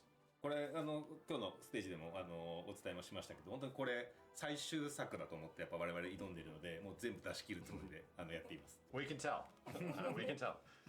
So I got several questions from the internet. I have some friends with questions of things that I would like to echo and I'm also curious about. The thing that we just saw over and over again, and I don't know if you guys technically alluded towards it, was chocobo breeding. And clearly one of the most notorious things in the original Final Fantasy VII. Can you mention anything about it now, or is it just a part of those extra-worldly exploration elements that we might have to wait to see a bit later? そうですね、今作は、原作だったようなチョコボを配合して新しいチョコボを生み出していくみたいな要素は入れてません。逆にピコっていう相棒をどんどん育てていきながら自由に空を飛べるようになったりとかっていうところでの探索のカスタマイズとか広がりのを入れていて、を入れています。Interesting. So Pico is our main chocobo. Growth through new abilities to explore new areas, kind of like Metroidvania style of until you learn all the chocobo abilities, you won't be able to explore the whole map, it sounds like. This sounds great. So that's why we saw what was Pico in the trailer, utilizing like blue chocobo abilities. Very cool. ピコはどんどんそのピコを育てていってワールドマップの探索のスケールが広がっていくんだけど、それとは別で原作の時も自分で配合すると高級車にチョコボが増えていったみたいな、今回は自分で配合して増やすみたいなことはないんだけど、ワールドマップ上のいろんなコンテンツをやっていくことで自分の旧車 This sounds like once we unlock all the areas, what new chocobos? He's talking about the golden chocobo, I think. Yeah, it has to be. どんどんチョコボが集まっていくみたいな仕掛けがあります。Okay. Wow. That was more than I was expecting to hear. Very cool. One of the things that I really enjoyed in Final Fantasy VII Rebirth is a really tiny moment of the game. You can go back to the grasslands after going to Junon during sunset. And I always loved the way the grasslands looked, and it was a little like, I wonder if I can get this time of day back later in the game, and it pretty much stayed at the same time of day. So I think my general question is, I love Final Fantasy VII at night. I love Final Fantasy VII Remake at night especially. And I'm curious if there's any plans for like a day-night cycle of some kind, or just seeing different times of day for a variety of different areas. そう基本的にはやっぱりこれってちょっとお話が少し進むと空にメテオが出てきてそれが落ちてくるまでにどう世界を救うかみたいな話に原作でもなってるんですけど、やっぱり時間の変化っていうのはどうしてもストーリー側と合わせたいっていうところがやっぱリバースと同様であるので、基本的に夜とか昼とかっていう時間の変化はストーリーの中で変わっていくので、リバースのようになんかこうストーリー展開の中で夕方になったり夜になったりみたいなものが実現されています。I'm So that's kind of a no on the day night cycle, that it'll be story based as before. So it'll probably be typical daytime when we're doing the side content. And that when we see nighttime, it'll be based on story points. Okay. Little disappointing, but trying to lean away from story and lore implication and theory crafting, which is something that we've done a lot of over the past couple of years, of course. But I love the title of part three. None of us didn't see it coming, and also the implications of what it could possibly mean is also like interesting. It also has always felt to me that the subtitles of each game are almost implying to like Sephiroth intentions. Like Sephiroth is remaking something, or he's being reborn, rebirthed, right? And that feels like almost like a revelation of something we don't realize what's happening, and we will learn about what's happening. How did you guys come to the title of part three, and how disappointed were you that you couldn't use reunion? リユーニオンは比較的最初から我々の候補にはなかったですね。もういくつかもう最後こう2つか3つぐらいまでこう絞り込んでた時にもう最後本当にクリエイティブディレクターの野村の方にもう決めてくれというので、最終的にはリベレーションは彼が決めました。で基本的にはもう言葉の通りでセフィロスかもしれないですし、この新しいこのリメイクシリーズの最後のこう結末かもしれないですし、とにかく我々がここまでこうリメイクリバースとこうユーザーに問いかけてきたものを全て明かすというそのつもりでこのリベレーションっていうのをつけています。that's great. If they want to answer all the questions we have, that's a big promise to keep. No pun intended. But that sounds great. I like that one even more. Outside of that, there's another small event that happened today that prefaced you guys going up to talk about the main game. So Tifa is in Street Fighter. That is still not hit me entirely that this is an actual reality now. How did this come to be? Was it a thing where you guys were always buddies and it just seemed like a good idea? Did the Street Fighter guys come to you? Or did it just seem like such a unique opportunity based on the game's release? そうですね。当然ストリートファイターだけでもなく、結構いろんなやっぱりこうゲーム限らずですけど、からやっぱりこうティファをこう利用したいっていう声はやっぱこれまでもたくさんありました。だからやっぱり我々としてもこうティファがやっぱすごくこう世界中のこうプレイヤーから愛されてるキャラクターっていうのは我々もこう肌で感じてるし理解してるので、なんかこう安くどんどんこう消費するというかこう無難に使ってしまうのが良くなくて、で今回やっぱり我々最終作としてやっぱ一つのこう区切りタイミングなので、ストリートファイターのやっぱそれでも非常に素晴らしくこう人気のあるこうゲームタイトルなので、我々としてはこのタイミングでこうストリートファイターさんと一緒にこうティファをコラボレーションするっていうのは我々としても意味があるっていうふうに感じたので、今回話がうまくまとまったというのが経緯ですね。That's incredibly exciting. Yeah. Not so much I have to say on this one. I haven't played Street Fighter since Super Nintendo Street Fighter 2, but Tifa is in high demand. That is true. She is the most popular character in Ever Crisis, the game that I normally cover. And I will probably buy Street Fighter 6 for Tifa when she comes out in early 2027 is what it sounds like the schedule is. For their season 4 or whatever. It's interesting that Street Fighter wasn't the only game pursuing her for a guest character. As someone that has been effectively preaching for like 20 years of Final Fantasy characters to show up in fighting games, much less even other things and the excitement of it. I'm just extremely appreciative that we're here talking about Street Fighter and Final Fantasy VII in the same sentence. And if any of that stuff happens later on in any way, I think you got a lot of supporters out there, is all I'll say. そうですね。せっかくこうね今このリベレーションでこう完結を迎えるので、何かこの盛り上がりの中で他にできるものがあればっていうのは常に考えております。Can't wait. I cannot wait. We are actually in, the full marketing cycle of Final Fantasy VII Remake Part 3 now. Like, it's weird to think that we've been on this journey since release for upwards of almost 6+ years. And for you, I think you've been on the project since about 2016 or 2017. How does it feel to be near the end of the road? Let's talk about what they said real quick before this one. Yeah, with the remake series concluding, there will be more crossovers. I wouldn't be surprised if Final Fantasy 14 has a FF7 remake event. That would be awesome. They're I think they're supposed to have a crossover event announced at one of the fan fests coming up. I was surprised it wasn't at the NA Fan Fest that I went to back in April. There's supposed to be a Gold Saucer event before the new expansion for Final Fantasy 14, and if that's coming in January, we may have a Final Fantasy 7 Gold Saucer crossover sometime near the end of the year. Be great to look forward to. Probably they're also going to do something for Ever Crisis. You know it. I wonder how long we have to wait to see anything in Ever Crisis regarding Remake Part 3. Will that be part of the 3-year anniversary in September? Will there be another crossover event in August or later in the year? It's all stuff we have to look forward to. For you personally, because your involvement goes back quite a bit, as well as being directly involved in the last 2 games, does it feel like this is sort of like your kid and you're like letting them go, or is it a thing where you've just been waiting to show off this stuff for so long?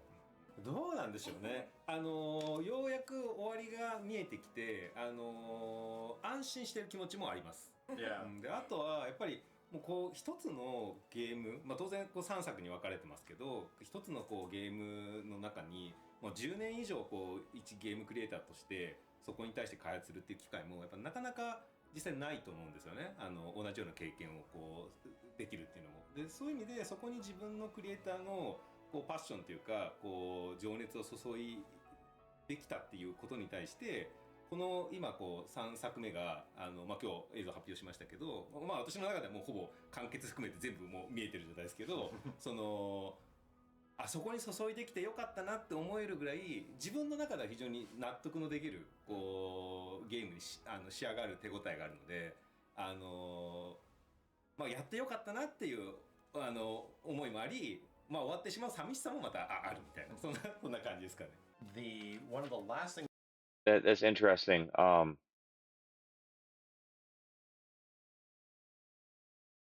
that it's all over, or it is about to be all over next year, he has been working on this game for 10 years. That's impressive. There aren't a lot of creators that work on the same project for that long. The only other one that comes to my mind right away is Yoshi P with Final Fantasy 14. Been working on that for a couple years longer, at least, Yeah, man. We look back at the history books for Final Fantasy, gonna be looking at Hamaguchi and Yoshi P right next to each other for this like modern era. we wanted to mention, which was based on the English version of the trailer. There was one character specifically that sounded a little bit different, and we couldn't discern if it was a voiceover or not. Sephiroth seemed to be maybe a different voice actor in the English version of the official trailer. Do we have any confirmation on that? If it is a different voice actor, or is it something you guys can't discuss right now? 気がついちゃいました。I was almost wondering, like, him? そうなんですよ。今回こう3部作目では、ちょっといろんなこう事情もあってこれまでこうセフィロスをやってくださってたこうボイスアクターの方がどうしてもちょっと継続できないこう事情になってしまったので今回も新たに声優ボイスアクターを変えています。Great to know. Later. I just got an update from Square, chat, and I got the permission to reveal who the voice actor was. I guess this is an exclusive. Permission to reveal who Sephiroth's new voice actor is. And it is somebody, some of you guys guessed it already. It is indeed Travis Willingham. So congrats to Travis. He is now portraying Sephiroth in part 3. He voiced a Superman? Shut up. Travis also voiced a Superman at some point? Shut the hell up. He did Lego Superman? That is gotta be intentional. That literally has to be intentional. That is the third different Superman that has portrayed Sephiroth at this point. That is crazy. If that's coincidence, that is divine coincidence. And I think, I just... Yeah, that's crazy wild that Sephiroth has always been a Superman. All right, we're almost done with this one. I kind of want to wrap things up a bit. I don't want to keep you guys take too much of your guys' time, but I do have to say that we are here at the end of this thing. There has been so many people that have been contemplating what is happening with the story, what is happening with these characters as we move forward into the final part. We've been sort of drip fed many of your interviews over the past, I'd say 2 years. And we've been just sort of inkling at any idea of where this stuff is going. So I'm kind of curious if you guys sort of heads down focused on the narrative that already existed, or was there a lot of paying attention to hear what all fans are saying about where the story's going, what the narrative is doing? Or is it sort of a thing like laser focus, this is our goal, this is our story, we're gonna tell it?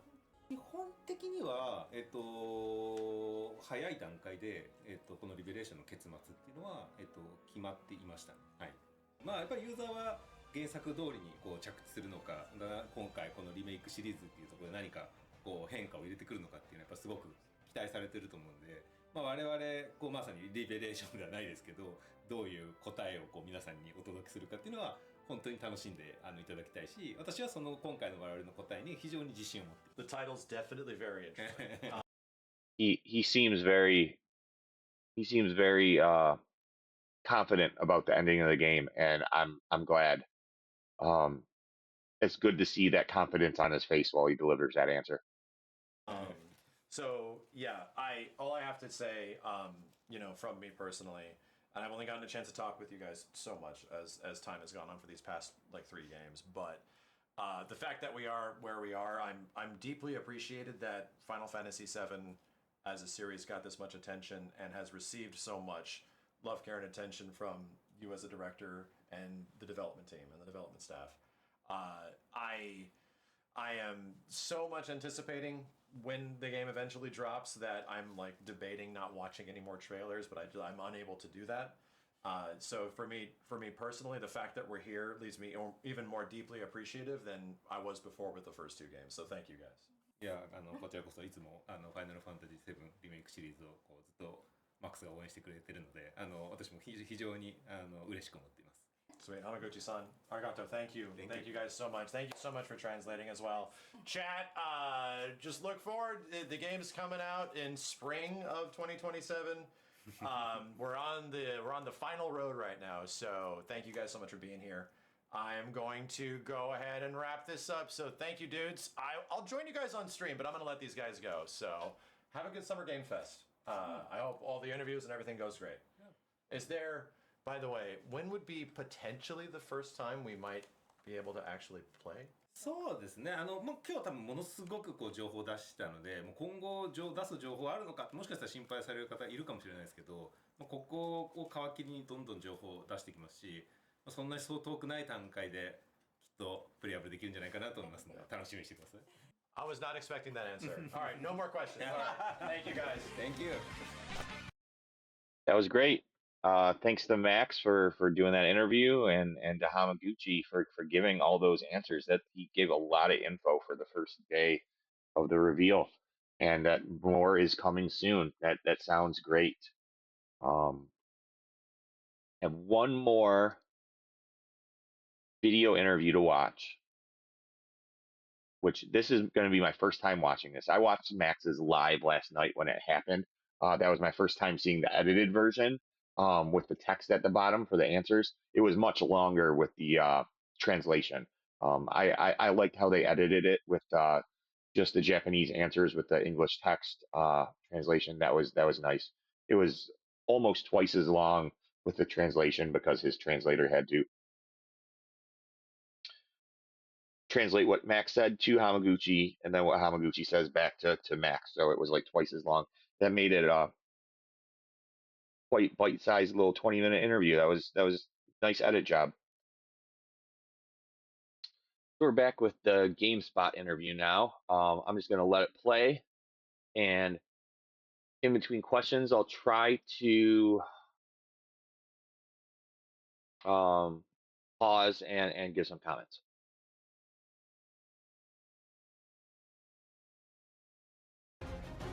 I'm here at Summer Game Fest with Final Fantasy Revelation director Naoki Hamaguchi. Thank you so much for joining us today. I really appreciate the time, and I am so incredibly excited for part 3 of my favorite adventure. Tifa Lockhart is probably one of my favorite video game characters, if not characters of all time. And in this portion of Final Fantasy VII, she kind of becomes the main character and serves as the glue that keeps the team together. Is that something that we can expect in Revelation? And, how so, if that's the case? そうですね、もちろんティファの存在っていうのは So I do believe that, something that's been present throughout the entire series is, Cloud being the central protagonist. And of course, he is still the main character for Revelation as well.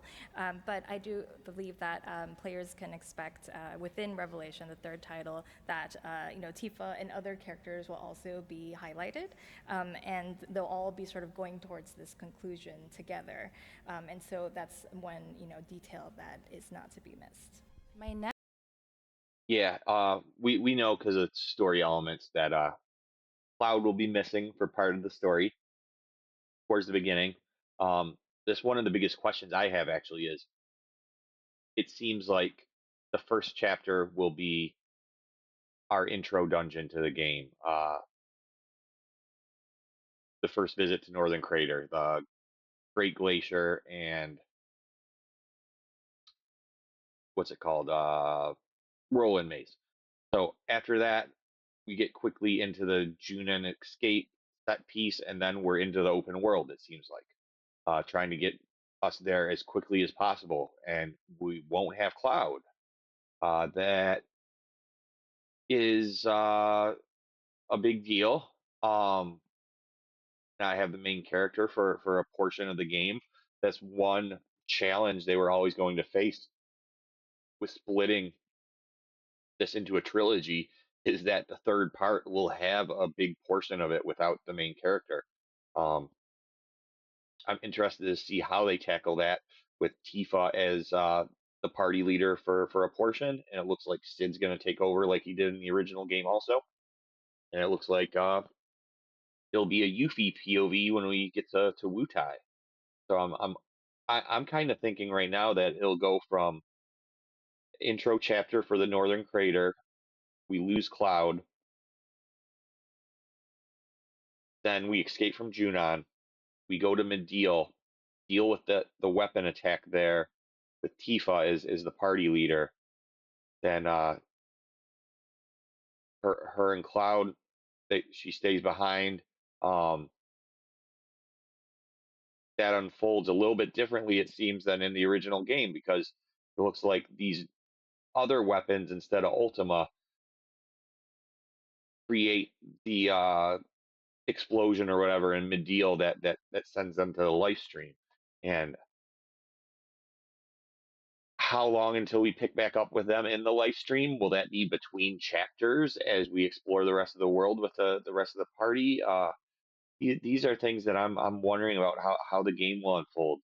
From there, with Sid, are we where will we go next? There will be weapon attacks probably in different parts of the world. There's the huge materia missions at the Mako reactors that we had in OG. Are those going to be combined somehow, since we have these giant materia orbs on each of the weapons? Very interesting. Will there be a different like party leader for each of the regions that we visit after Mideel? Like Wutai will be the Yuffie region.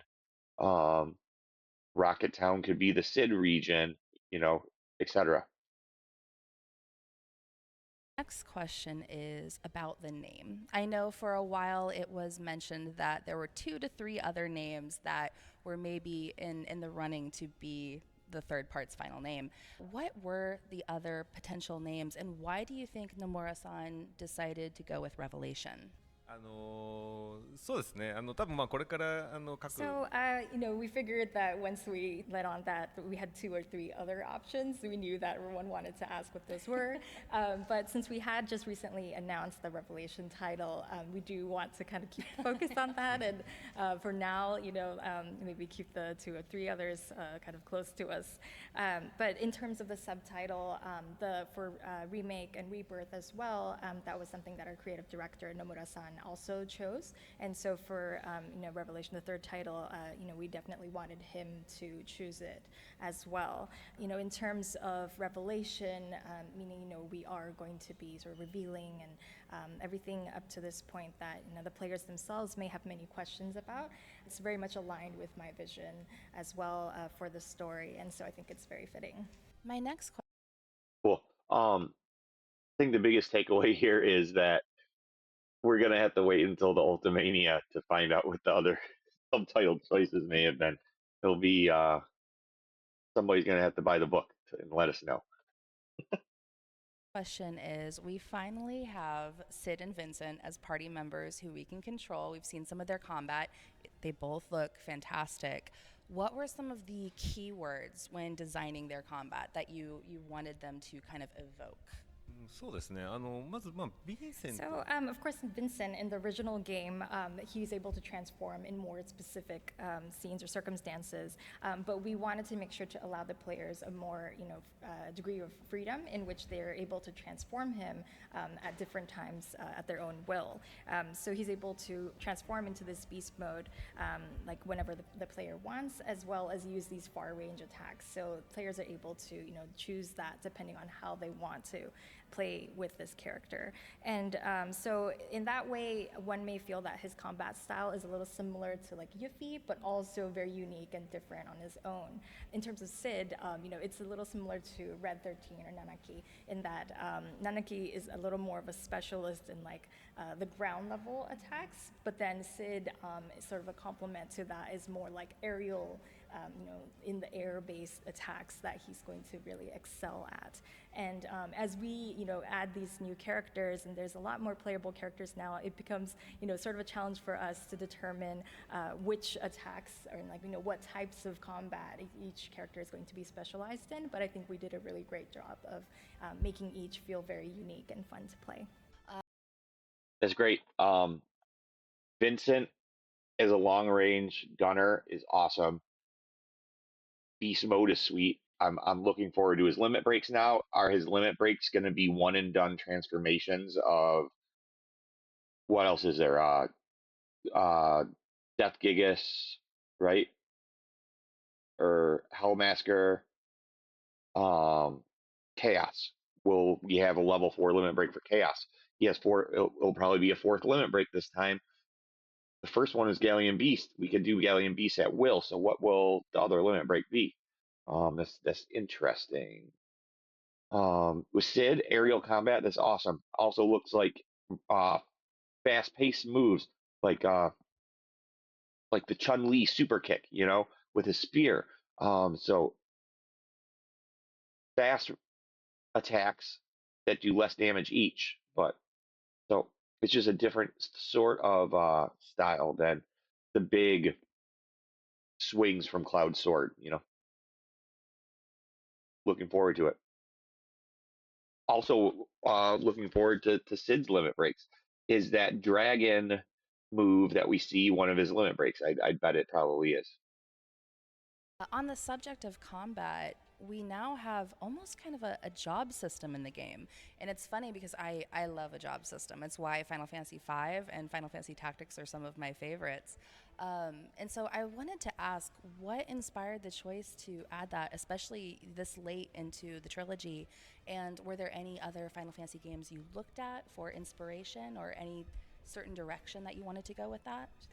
ここはやっぱりこのリベレーショ So ン on this, when this was in discussions with Endo-san, the battle director, also for Revelation, and when we were discussing, what kind of combat system we wanted for this third title, we did think that, completely omitting something and putting in something entirely new may not be, so fun for players who have really enjoyed the prior combat systems leading up to this title. And so we really, from really early on, we did want to decide on building upon the existing foundation, kind of evolving on what we have currently created. And so from that, it's not so much that we were set upon creating okay, let's make a job system, but it was more so that we looked at Cloud, characters like Cloud and Aerith, these characters that have a certain characteristic that the players are aware of. And then usually, we'll look to customize those abilities by adding on materia and such. But then for Revelation, we really wanted that ability to customize and be able to play a character as a player wishes to be a large part of the game. And that would make the experience much more fun as well.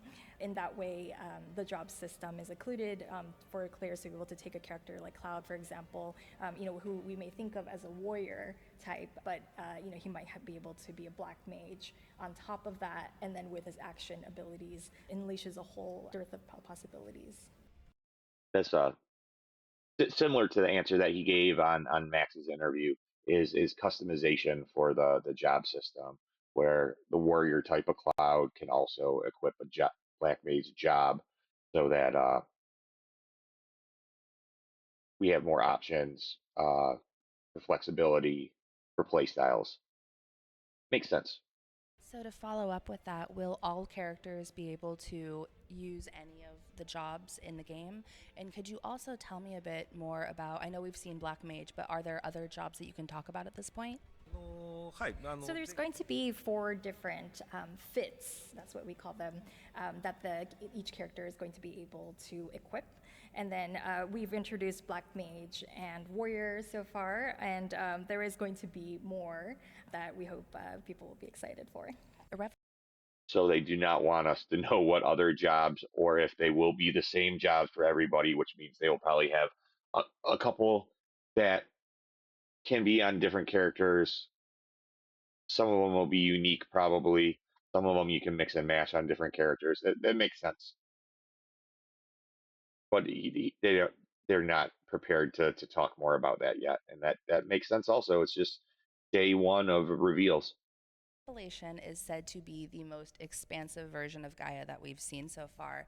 So I was wondering, based off of, I guess, some of the criticism leveled at Rebirth in terms of it almost being too big and there being too much to do and too many mini games, how do you balance having this even larger world with keeping the game's momentum and the story's momentum? Was the feedback from Rebirth something that you considered when building and designing Revelation? そうですね。やっぱりミニゲームに関しては So, of course, with Rebirth, we did notice the variety of feedback that we received from players about the mini games, the types, and their quantity. So we were aware of that. And at the same time, the Remake series is a sort of homage to the original Final Fantasy VII game. And so when we set upon creating Revelation, it was really never our intent to reduce or decrease the number of mini games. We were more so thinking, how can we best deliver these games to the players today within the third title? And we felt that if the mini games were optional, yet they were heavily tied to character growth, and that you would have to play them in order to let your character grow some more, it would feel less optional. And so in Revelation, we took care to kind of lighten that necessity a bit more to make it easier for players to kind of play the mini games at their own will. So it might be tied more to character skins that you can gain through playing these mini games. And so players that want to customize their characters more and are more interested in that parts of the gaming experience can feel free to engage more in the mini games. Whereas people that might want to kind of strengthen and delve more into the battle experience, we have more of it specifically tied to the battles. And so in that way, I think that's one point that's really been kind of updated and differentiated for Revelation. That's great. He's saying that, yeah, in Rebirth, a lot of the mini games had some of the best rewards for battle. Like you needed your dark orbs or dark matter for getting the Genji equipment, I believe, came from mastering the mini games. One of Yuffie's weapons is from that fucking awful Choco gliding video mini game. Yeah, oh gosh. I'm surprised nobody's brought up Queen's Blood yet. I think they have said that Queen's Blood is coming back even before the announcement, the reveal, but I'm surprised nobody has asked about Queen's Blood. It's like she's got one or two more questions left here.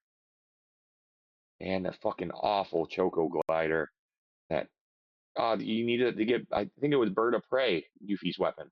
Um, and And you mentioned this is an homage to Final Fantasy VII, to the original game. And when I think of Revelation and what I assume will be in there, there's so many fantastic moments and set pieces. One of my favorites is the slap fight between Tifa and Scarlet. And there's just so many funny things too. So I was just wondering, what were maybe some of the moments that you were most excited to recreate in this modern engine and, to have people experience once again? こうティファとこうスカーレットの You こ know, う there's just so many scenes and elements that are an homage to the original that it's so hard to choose. But if I were to speak on one, I'd like to talk about the weapons. And, we see some of them in the trailers that we showed yesterday. And so when you think about the weapons, you have to think about, are we going to show them at actual scale? How are we going to achieve presenting them in Revelation? And in the original, when we see them in the world map, it's just not that strange to see them at that size. But when we think about the remake series, we did have to address, how best to represent them and present them in that way. And I think the way that we chose to do so will be like a great one and fun one to experience for the players. And so I believe, the weapons is something to look out for. Amazing. It's funny. That was something that stuck out to me so much. It was one of those things where I saw the weapons and I was like, this is exactly how I imagined them when I was a kid. So it was fantastic to see. My final. yeah, I think they're knocking it out of the park with the weapons. Just a big question about the new ones or Emerald, but yeah, they're fucking huge. Ruby weapon looks gigantic. It's like towering over the Corel Mountains, from the desert floor. Um, Man, Sapphire is gigantic. It dwarfs Junin, and this is a fucking big city, as we've seen in Rebirth. If you think about the scale, Ultima weapon compared to the High Wind, how big is it going to be? I mean, that's one that we may attack from the High Wind. You know, then thinking about other big moments of the game and Knights of the Round, I think he said they're still working on it. And Supernova from Sephiroth, that's gonna be a wild animation in itself. Looking forward to it. Final question is, with this being the last part of the Final Fantasy VII Remake trilogy, does it really feel like you're saying goodbye to Final Fantasy VII, or is this something where you're hoping to revisit this again in the future? I mean, I know you probably can't talk too much about that, but does this feel like you're closing the book or just the end of this first part? 難しい質問ですね。ただSo, in terms of the FF7 remake series in itself, it does conclude with Revelation for this trilogy. Of course, we've had a lot of voices from fans, wanting to explore the stories or side stories of other characters or, other parts of the story as well. So that is something that is interesting. But we did want to, bring the sort of third and conclusion that everyone has been waiting for as soon as possible. So we really focused our efforts on bringing Revelation as soon as we can. Amazing. Thank you both so much. I really appreciate your time. And thank you all so much for watching. I cannot wait for Final Fantasy VII Revelation. Very cool. Did it say her name? Was it Jess? It looks like Jess Cogswell. Thanks for that interview, and thanks to Hamaguchi for being able to cover that. Before I let you guys go tonight, there was just a couple other like text interviews. I wanted to go over this. I got this from Twitter from Genki from the Den Faminico gamer interview. Got some bullet points here. Game is playable from start to finish, including side content right now in development. It's in the final polishing stages. They're considering showing it at TGS, like a playable demonstration. I remember they did that for Rebirth. They got on stage with the PS5 controller and walked around the grasslands.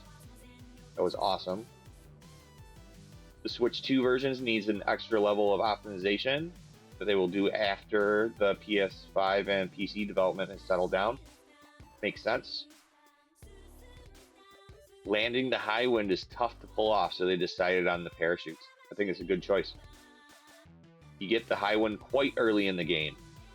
I'd say probably chapter 3, 4 at the latest. We're gonna do a chapter 1 intro for Northern Continent. Whirlwind Maze. Chapter 2 is Junon Escape. Chapter 3, we're into the open world. 4 at the most, I'd guess. Saying you can fly around the entire world freely. If you reach the end of the world, you end up on the other side like a globe. What we expect. All areas return from Rebirth, including Gongaga, but won't be exactly the same. Like he said in the interview with Max, the appearance of meteor and weapons, there will be changes to the environment because of this. Have a single chocobo companion that levels up, learns new abilities. Pico, yep. Main story order is predetermined, but not the side content. You can explore the entire map once you get the high wind. So it's not like in Rebirth, we couldn't get to Cosmo or Nibelheim until we progressed and got Sid to fly us there. That doesn't seem to be the case. So if he says down here, I'm going to skip a little bit. He says Rocket Town will appear towards the end. That might be the first place I land. You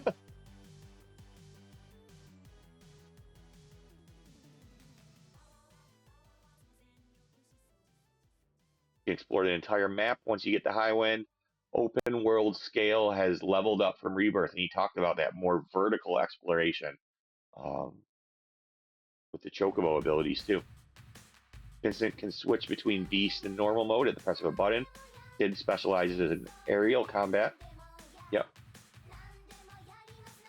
More combination attacks between different characters, synergies. The Fits job system allows characters to change jobs, such as Black Mage with new outfits.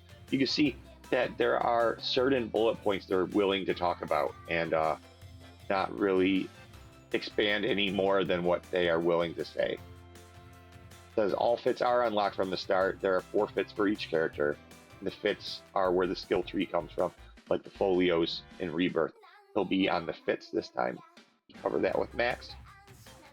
Key concept of the game is Resolve, which was a guess of the title from some people. Cloud and company resolve to face the final battle.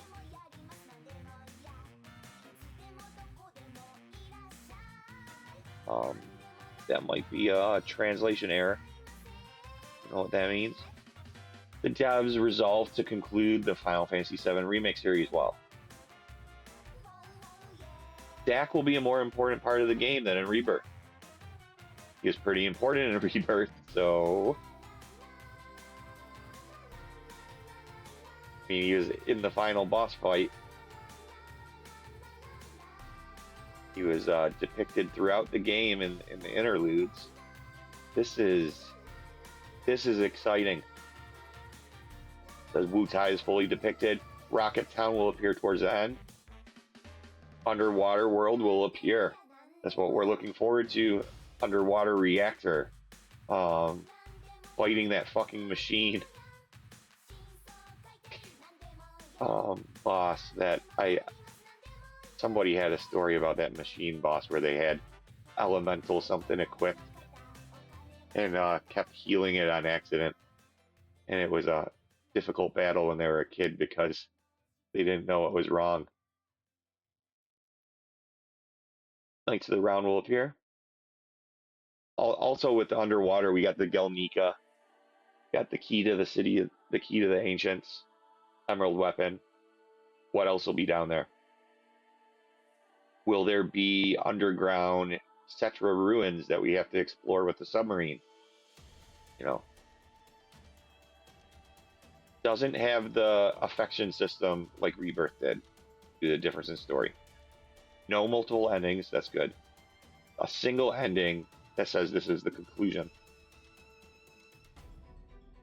Side content will vary based on players' choices. Mini games will have easy and normal modes. New option to skip mini games. Scarlet slapping mini game will be included, and they said that the mini game rewards will be more cosmetic stuff, and then like the stuff that increases your battle will be from like the battle arenas. And that all makes sense. Cool. Got one more here, and this is the Famitsu. It's auto translated, and this is a auto translation mistake. I think I did ask the AI about this, if that's an easily made mistake in auto translation, and they said in the AI here that yes, it is.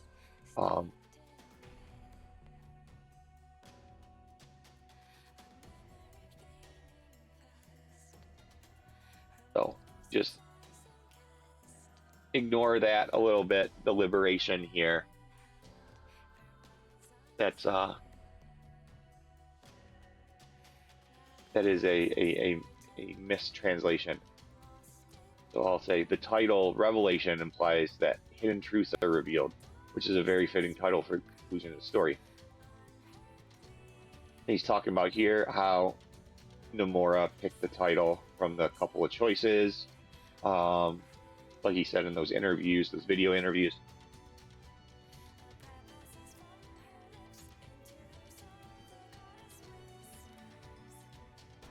They're talking about revealing the mysteries of the series that is a focus of the game.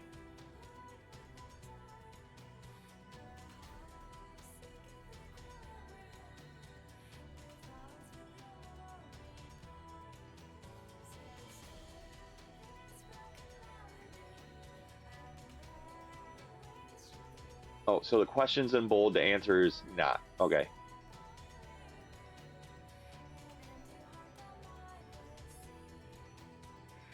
Was it decided from the beginning that you would add after Remake and Rebirth? It was already decided. If we change that, I think it would be surprising. But unless there was a very good reason, I don't think the users would be convinced. Development concept is determination, resolve. There's another translation error. We know he's been talking about resolve. That's what it's supposed to be here. This is the final chapter of the trilogy. I imagine one of the themes was to bring the story to a conclusion, but what other themes or concepts were involved? It was a clear and easy to understand word to ensure that everyone on the team is on the same page, and in this case that word was resolve. Everything from the story to game design is based on the word resolve. It represents the resolve that Cloud and his teammates face as they head towards their final battle, confronting their individual thoughts and resolve, and it also embodies our resolve as creators to properly bring the story to a close. About simultaneous release. Release is scheduled for spring 27, but was the development schedule planned with the 30th anniversary in mind? Hamaguchi says it really felt like a coincidence with a AAA title, especially a trilogy. Timing it to coincide with the anniversary is quite difficult. We created the roadmap and proceeded with development. We thought that if we worked hard, it might just fall into place. They've been working hard. Remake was released in April 2020. Rebirth was released at the end of February 2024. All three parts of the trilogy were released in early spring. Is that also a coincidence? Because yes, it's also just a coincidence. I think that releasing large-scale titles in cycles of about 3 to 4 years is good for both the company and the younger creators in reality. So it's tough. I think we were able to keep the development cycle going at a good pace, which is why we ended up releasing games periodically in the spring. I'm going to move my camera over just so I don't accidentally cover up the text that I'm reading from.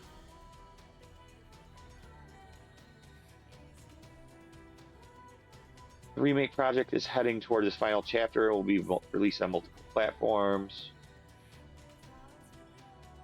Part 1 and 2 were released more than 2 years after the PS5 versions on Switch and Xbox. But what about Revelations? Will be any slight differences in release dates? We are planning a simultaneous release on all platforms worldwide.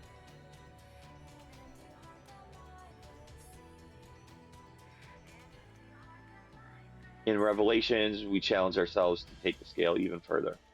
First trailer features scenes of confronting various gigantic weapons and traveling the world in the Highwind. Gave a very impressive sense of scale. Also seems that Midgar, a setting from the past, will appear, which makes me think the file size is going to be enormous. Regarding storage capacity, to be honest, we've been struggling with that all along.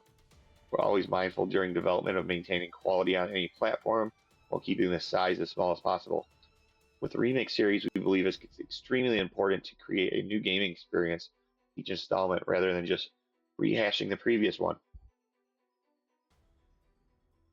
In Rebirth, we expanded the open world gaming experience. This time we're challenging ourselves to go even further, creating an even faster world where the experience itself changes depending on players' choices. I feel that's coming together in a very good way.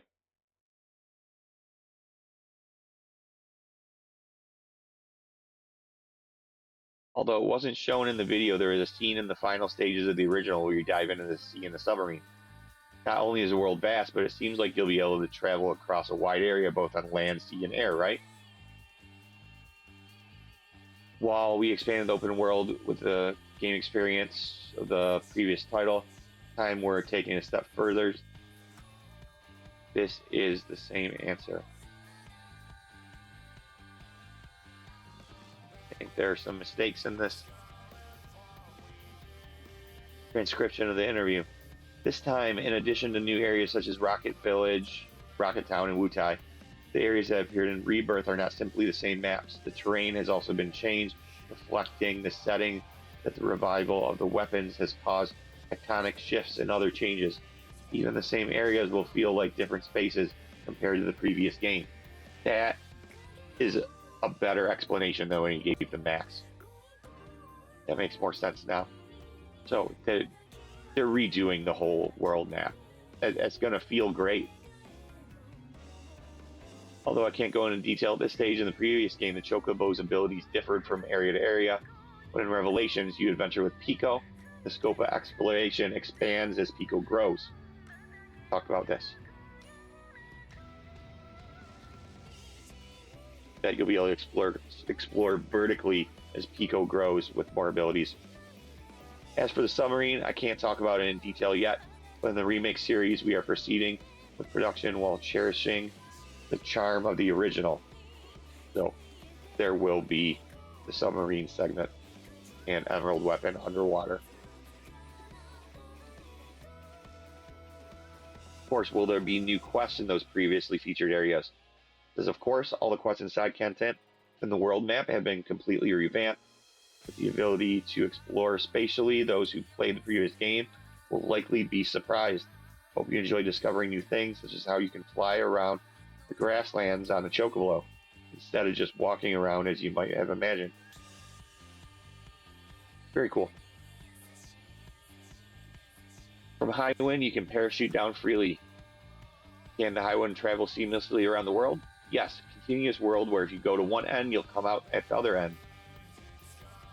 There was a scene where you parachuted down the Highwind like in FF7 The First Soldier. Is that how you launch from the Highwind? That's right. Common trope in recent Battle Royale games, but we decided to use parachutes relatively early on because the Highland's incredibly huge hard to land it, so parachuting is the solution. How do you get back into the Highwind? He's saying for convenience you can fast travel back to your current location. So once you visit a place in the Highwind, you can fast travel to it. It would be stressful if you had to use a parachute every time you wanted to return to a town you've already been to. You will parachute down the first time you visit. We hope you'll enjoy that exciting experience. When you're actually playing, it's fun to think about how to get there, whether to go by chocobo since your chocobo is leveled up, whether it's better to parachute down from here. We encourage you to experiment and find the best mode of transportation for yourself. That's very cool stuff. A lot more insight into how the gameplay loop will be, the exploration, using the Highwinds, parachutes, and the chocobos for exploration, or going from region to region with the chocobos. We've also added options to Highwind travel that allow you to instantly jump into the air from where you're standing.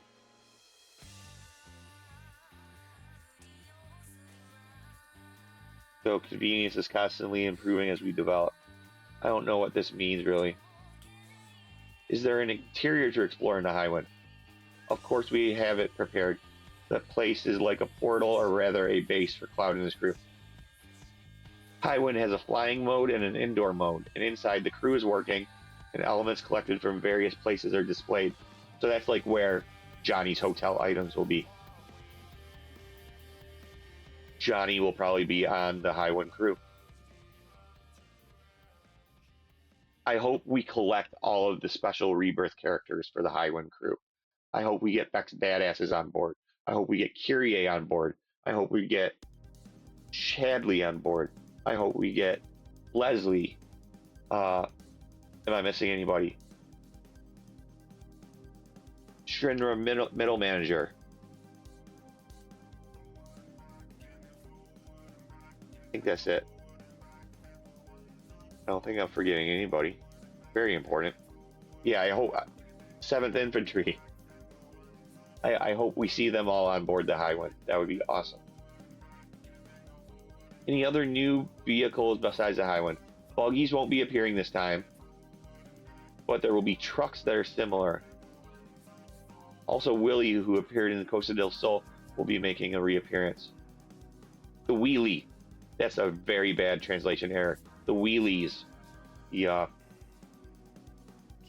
what do they call those? The things that you hopped on to get around Costa del Sol. As for these, they're not so much usable worldwide, but rather limited to specific areas. Okay. Basically, you'll be exploring the world map by raising chocobos. That is awesome. However, Rocket Town has a lot of precision machinery, so it wouldn't be realistic to just blast in there on a chocobo, which is why there are signs prohibiting chocobos. In such places, we hope we'll use other means of transportation, such as cars. That's strange.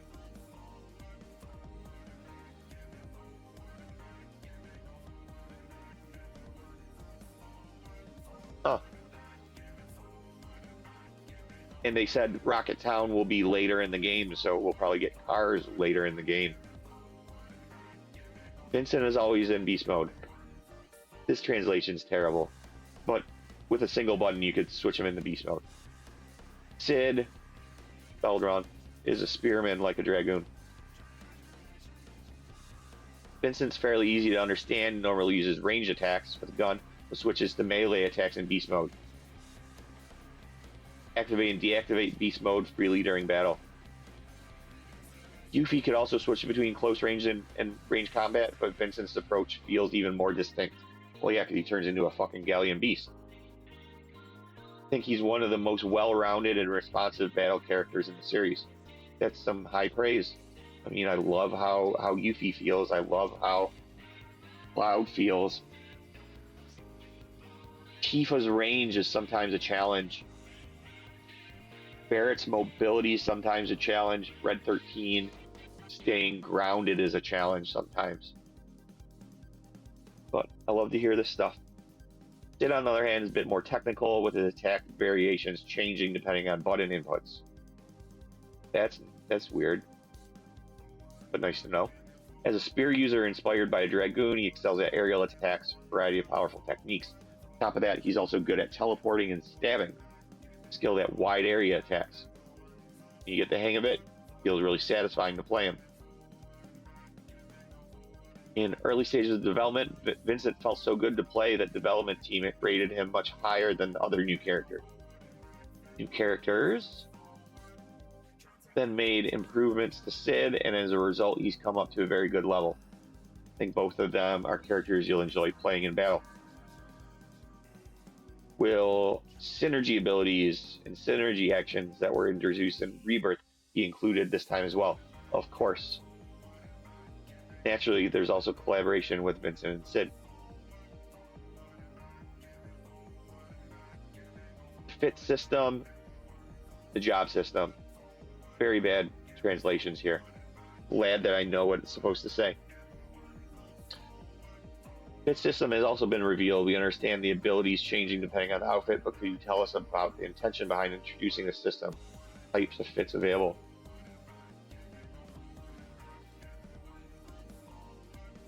Saying that they didn't want to change the battle system too much, but they also needed something new. You can't just have the same battle system for a sequel.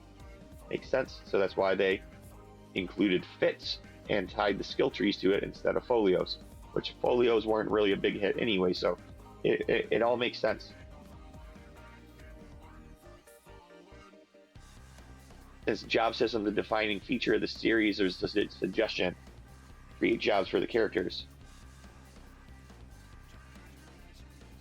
You can customize previously with materia, but Cloud's job was relatively fixed as a warrior and Barrett's as a ranged tank. The idea started with the thought that it would be interesting, a good example, make Cloud capable of fighting with magic. Same example he's been using. At first we considered having the characters change their outfits using something like job materia, but ultimately we decided to create job wearables, which is separate from material. 4 types for visuals. Each character can switch between 4 jobs in addition to their normal job, so 5 in total. Freelancer plus 5. Cool.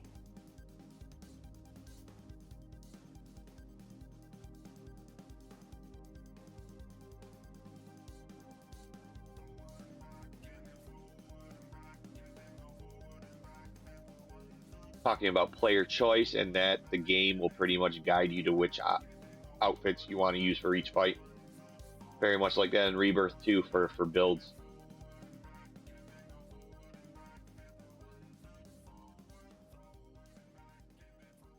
This time we wanted players to choose what kind of jobs they wanted Cloud and his team to fight in. We had a clear vision from the beginning, so we decided to just put everything out there from the start, giving users the freedom to choose next to the theme of Resolve.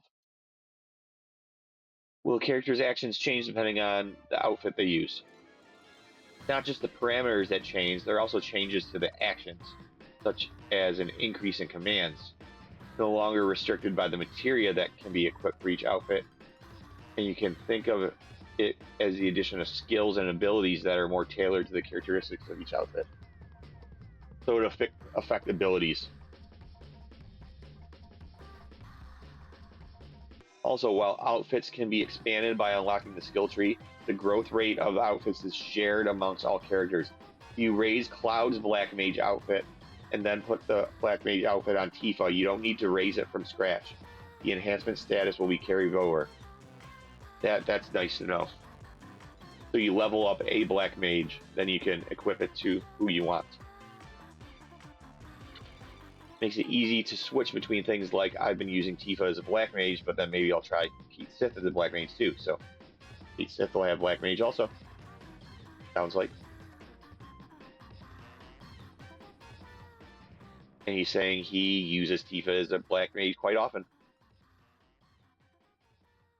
Since various outfits have appeared in Ever Crisis, nice shout out. Looking forward to seeing what kind of outfits there will be in Revelations. What kind of direction are the outfit designs taking? Regarding closing, Nomura supervises and determines the direction. He's a creative director. Makes sense. Rather than thinking all warriors look like this, we designed with the idea of what a warrior Cloud is like, what a warrior Tifa is like. Okay, so Tifa might be able to equip a warrior class too. The design direction differs from character to character, not just from outfit to outfit. So, yeah, I'm still wondering if there will be like a specific final job that is unique to each character. That would probably make sense, instead of just having 4 basic jobs.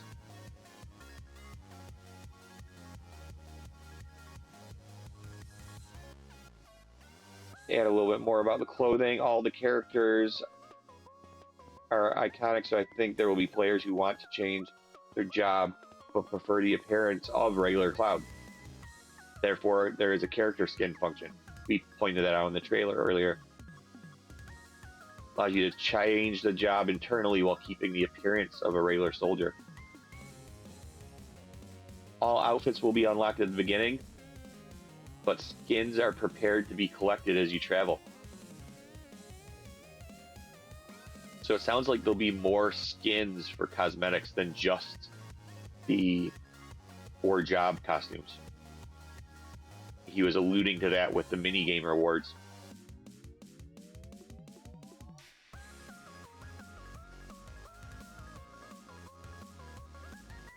They're asking if, like, Tifa equips Black Mage, will she have a staff instead of a rod? No, I don't think so.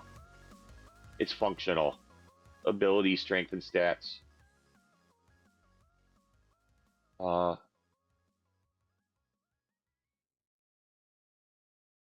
Oh, this is another mistake. Try to find where the answer to this part was.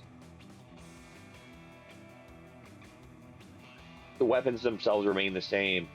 This game actually implements a weapon skinning function, so you can play with weapons that look however you like, regardless of your outfit. The weapon skins too.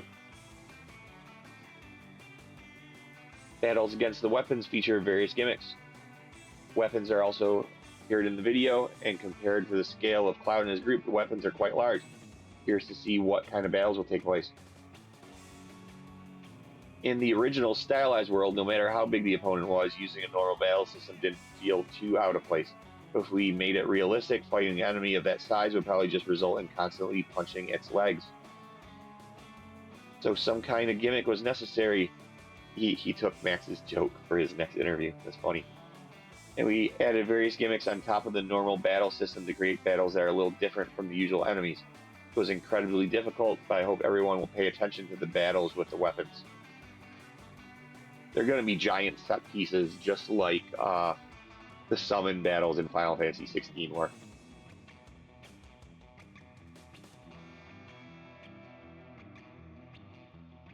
Minigames offer depth that allows players to feel their improvement along with helpful features. In Rebirth, which expanded the world, there were a variety of minigames. May have been too many. What are your thoughts on that? I was aware of the feedback, and it was a difficult decision, but ultimately, since the original game had many minigames, I felt that the Remake series also needed to fill that requirement. I have no intention of deviating from the policy of including plenty of minigames.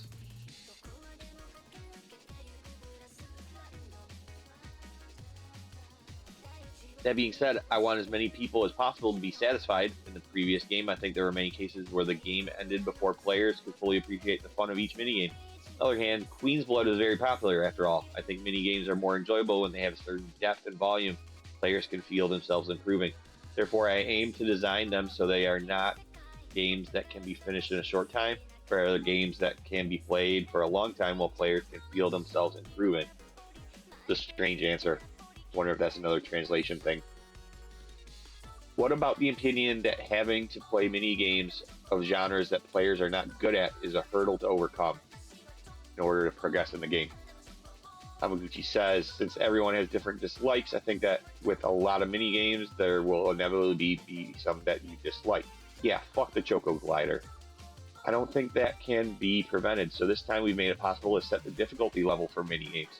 Furthermore, if you fail, you can skip it and move on. If you're not good at mini games, please feel free to skip them and enjoy the story. There are also safety nets in place. In Queen's Blood, which you mentioned earlier, Is Queen's Blood, which you mentioned earlier, also included in Revelation? Of course it is. Yes. Not only the story, but we also made new expansions to the gameplay. I can't go into details right now, but it's turned out really well and is incredibly fun. Looking forward to Queen's Blood 2.0. The weight of each choice increases, and the player's resolve is also required. Since this is the final chapter, I think many fans are hoping for some kind of extra content, like Knights of the Round in the original game. Can we expect something like that? I was recently asked about Knights of the Round by someone from the overseas media. I think that if we didn't include these elements in the remake of Final Fantasy VII, which is the final installment, people would be disappointed, so we've included them as much as possible.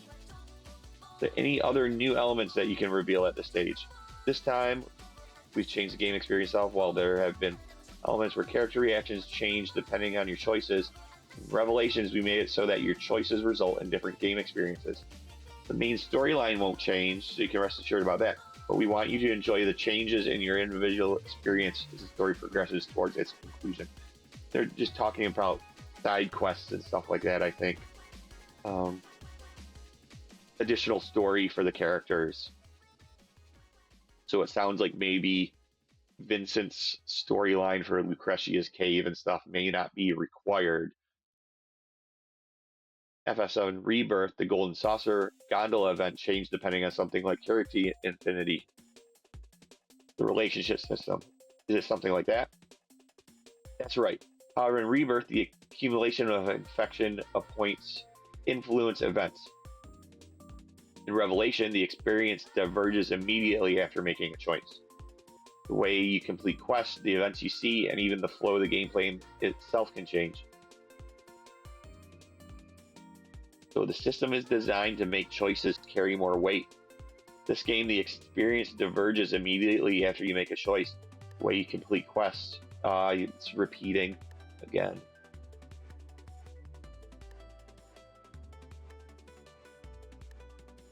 The bad translation, I'm sorry for it.